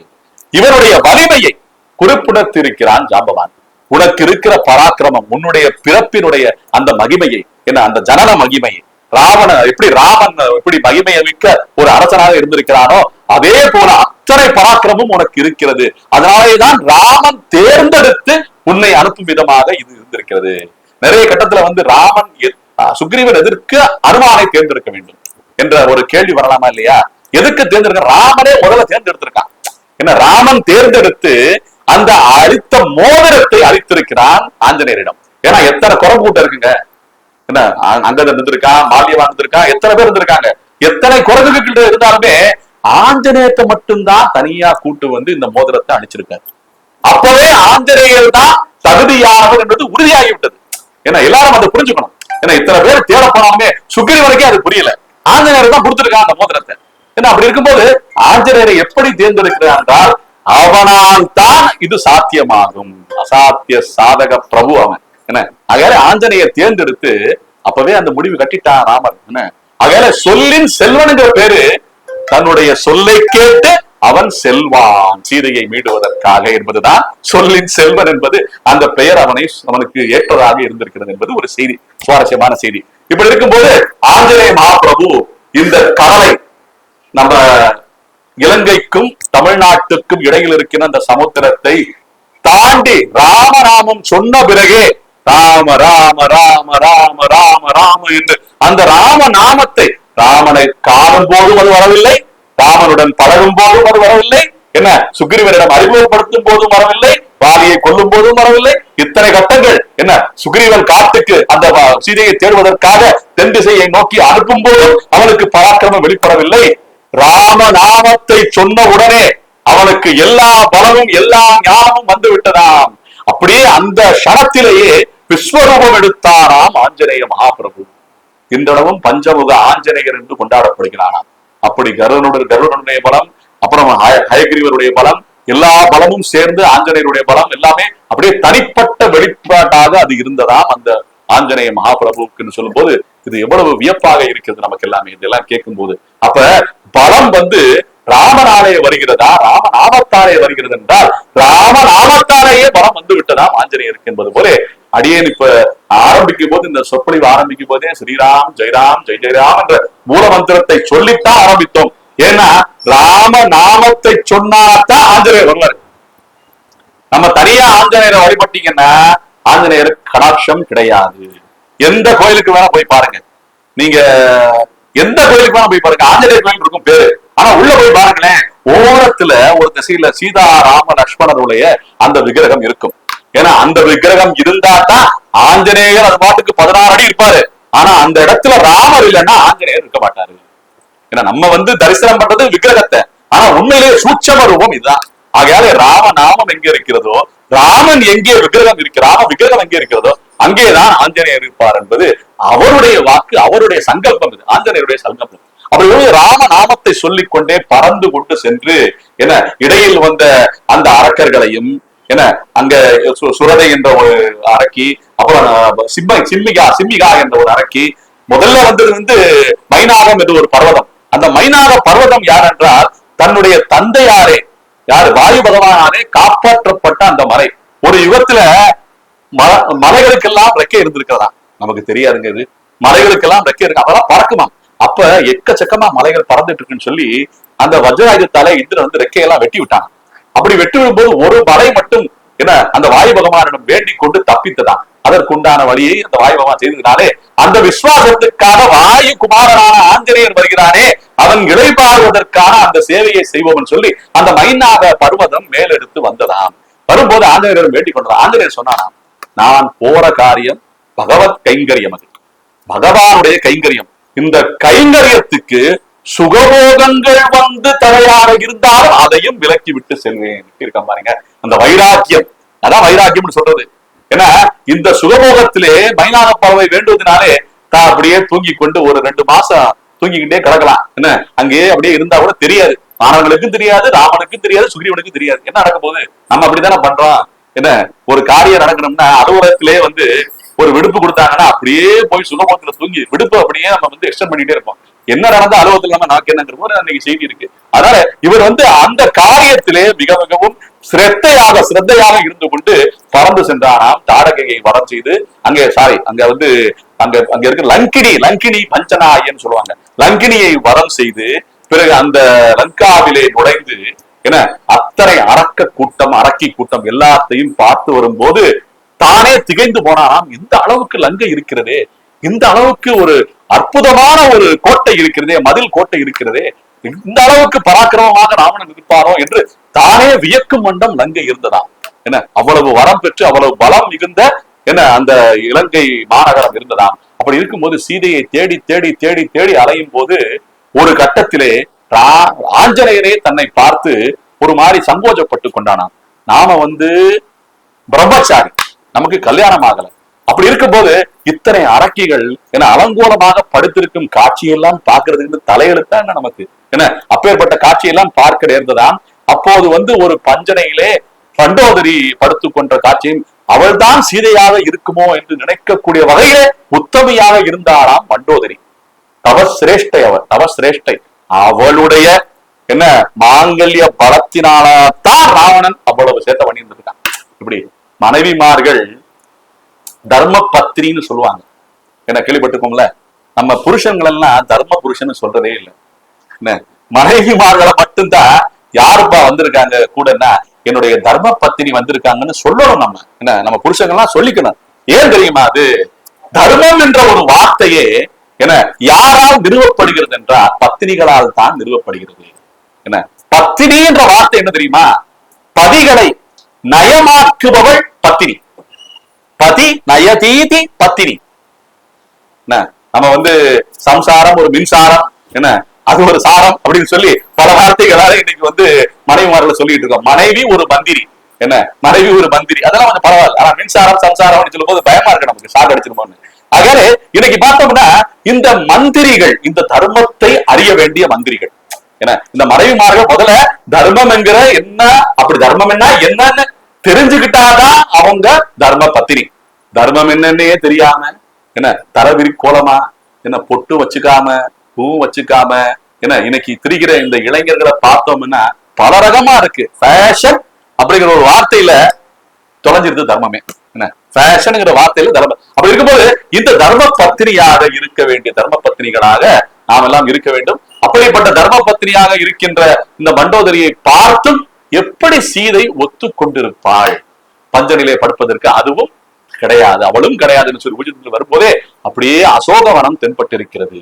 சீதை இருக்கும் இடம், சீதை எவ்வளவு வைராக்கியத்தோடு ராமன் தன்னை காப்பான் என்ற அந்த வைராக்கியத்தோடு தான் எந்த ஒரு அலங்காரமும் செய்து கொண்டாமல், என்ன தான் எந்த அணிகலனும் அணிந்து கொண்டாமல், அவ்வளவு வைராக்கியத்தோடு அவ்வளவு விரதமாக சாப்பிடாமல் உண்ணாமல் உறங்காமல் இருக்குகின்ற அந்த சீதை அங்கே இருந்தாலுமே அவளை சுற்றி இருக்கின்ற அந்த சோலையும் அங்கே கூவுகின்ற குயில்களும் என்ன எல்லாமே ரம்யமாக இருந்ததா. அப்பேற்பட்ட காட்சி, இவ்வளவு கஷ்டப்படுற இந்த அரக்கிகள் இருக்கின்ற இந்த ஒரு விஷயம், இந்த இந்த இந்த அகோரமான என்ன காட்சிகள் எல்லாம் பார்க்கும்போது அரக்கிகள் எல்லாம் படுத்திருக்கும் போது ரொம்ப அகோரமா இருக்குமா? அப்படிப்பட்ட இடத்திலே இப்படி ஒரு இனிமையான சோலையா? அப்படி என்றால் அங்கேதான் இந்த உத்தமையான சீதை இருக்க வேண்டும் என்ற அந்த அனுமானத்தோடு ஆஞ்சநேயர் அந்த அசோகவனத்திலே பிரவேசம் செய்தாராம். பிரவேசம் செய்த உடனே நடந்த காட்சிகள், நடந்த விஷயங்கள் எல்லாமே மகா அற்புதமான விஷயங்கள்.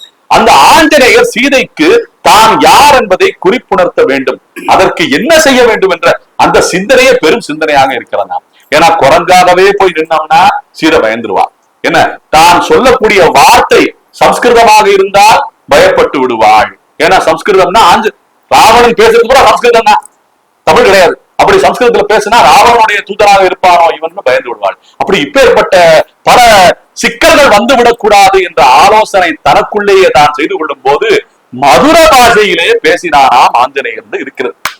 இந்த மதுர பாஷைன்னா என்ன அப்படின்னு ஆலோசனை செய்யும் போது அதுதாங்க நம்ம மதுரை பாஷை, சங்கம் வளர்த்த தமிழ் பாஷை, அதுதாங்க ஆஞ்சநேயர். இங்க ராவணன் தமிழனா இவன் தமிழனா அவன் தமிழனா, ஆஞ்சநேயர் தமிழ் பேசியிருக்காருங்க. நவவியாகிரண பண்டிதர் என்ன மதுர பாஷையிலே உதிர்ந்திருக்கிறாராம். ராம ராம ராம ராம என்று சொல்லி ராமநாமத்தை உச்சரிக்கும் போது அங்கே உட்கார்ந்து கொண்டு அசரீரியாக ராமாயணத்தை அங்கே சொல்லும் போது ஆஞ்சநேயர் பிரபு அறிமுகமாகும் போது அந்த ராமனும் லக்ஷ்மணனும் அறிமுகப்படுத்தும் போது சொன்ன கட்டங்கள், பிறகு நிகழ்ந்த கட்டங்கள் அனைத்தையும் ஒரு சேர ஒதுந்திருக்கிறார் ஆஞ்சநேய மகாபிரபு. அந்த கிளையிலே மரக்கிளையிலே உட்கார்ந்து கொண்டு அசரீரியாக அந்த வார்த்தைகளை முன்னால தோற்றமா நிக்கல.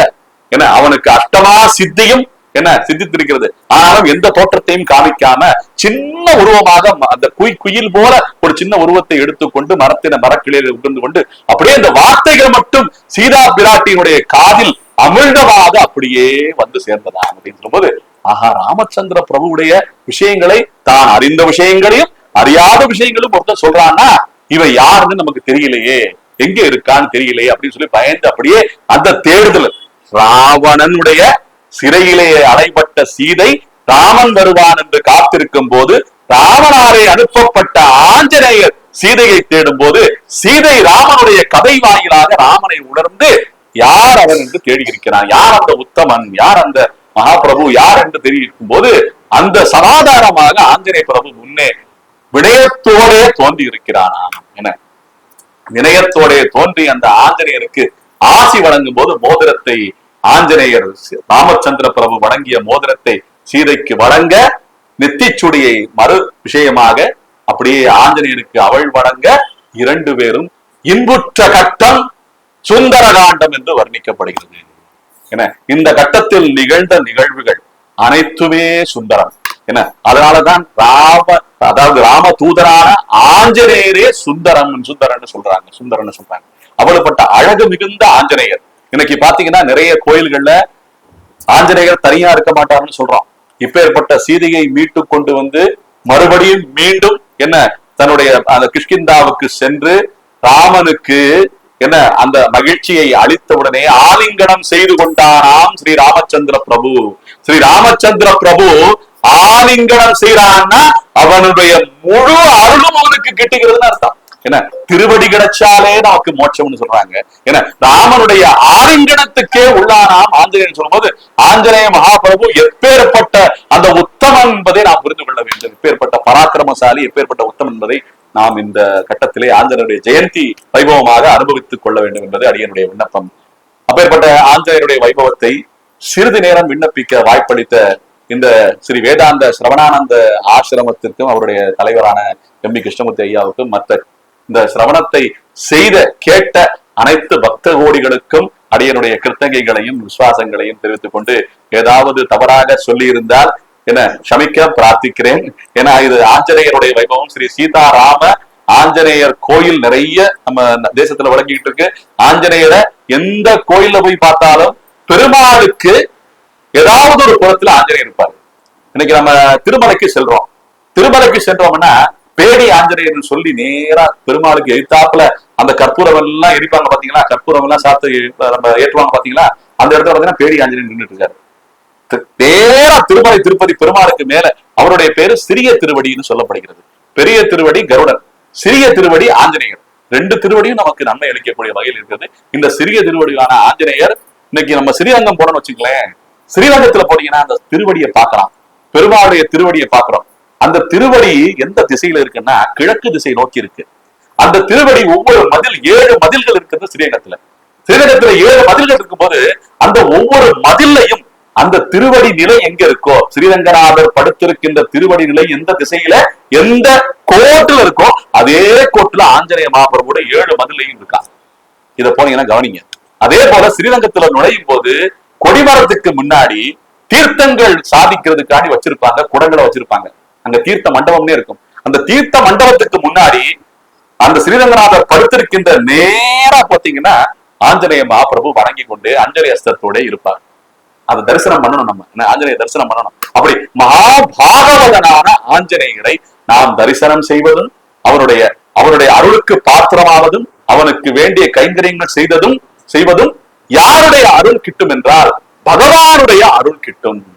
நம்ம ராமனுக்கு பூ சாத்தி பழம் சாத்தி எல்லாம் பண்ணாலும் ஓரளவுக்கு அருள் கிட்டும். அது ஓரளவுக்கு ஏன்னு சொல்றேன்னா பாகவத கைங்கரியத்துடைய மதிப்பை கூட்டுவதற்காக ஓரளவு சொல்றேன். இதே பாகவதனுக்கு கைங்கரியம் செய்தார், மகாபக்தரான ஆஞ்சநேயருக்கு கைங்கரியம் செய்தார், அந்த உகப்பு பகவானுடைய முகப்புக்கு பல மடங்காகுவான். பல மடங்காகுவான். ஏன்னா தன்னுடைய பக்தருக்கு கைங்கரியம் தாங்கிட்ட இல்லாதது என்னங்க இருக்கு? பகவானிடம் இல்லாததுங்கிறது ஒண்ணுமே கிடையாது. அவனுக்கு நம்ம கொடுக்கிறதே அவனுடைய பொருள் தானே. நம்ம என்ன தனியாக உருவாக்கி கொடுக்கிறோம்? அவன் உருவாக்குறதுதான் இந்த 7 உலகங்கள் சொல்லும் போது நம்ம என்ன கொடுத்தாலும் அது அவனுடைய தான், அது ஊர்ஜிதானா. ஆனா நம்ம செய்யற காரியம் நம்மளுடைய மனத்துடைய பக்குவத்தை உணர்த்தக்கூடிய வகையில் இருக்கும் போது பாகவத கைங்கரியமாக இருக்கின்ற இந்த ஆஞ்சநேய பிரபுவுக்கு நாம் செய்யும் கைங்கரியம் என்பதை குறிப்புணர்த்தி அடியேன் இன்றைய உபன்யாசத்தை, என்னுடைய சொற்பொழிவை இத்துடன் அனைத்துடைய மனதுகளிலும் நிறைவு செய்து கொள்கிறேன். எத்ர எத்ர ரகுநாத கீர்த்தனம் தத்ர தத்ர கிருதமஸ்தகாஞ்சலிம் பாஷ்பவாரி பரிபூர்ணலோசனம் மாருதிம் நவதராட்சசாந்தகம். ஜெய் ஸ்ரீராம், ஜெய் ஸ்ரீராம், ஜெய் ஸ்ரீராம். ஸ்ரீ ஆஞ்சநேய மகாபிரபுக்கு, ஸ்ரீ ஆஞ்சநேய மகாபிரபுக்கு, ஸ்ரீ ராமபக்த ஆஞ்சநேயருக்கு. எத்தனையோ மேட்டர் இருக்கு. நாளைக்கு ஒரு அற்புதமான நாள் நியமிச்சிருக்கிறோம். திருப்பாவை சொல்லுவாங்க. நம்ம எல்லா மனதிலுமே நிறைஞ்சிருக்கு. அது இன்னும் ஃபுல்ஃபில் ஆக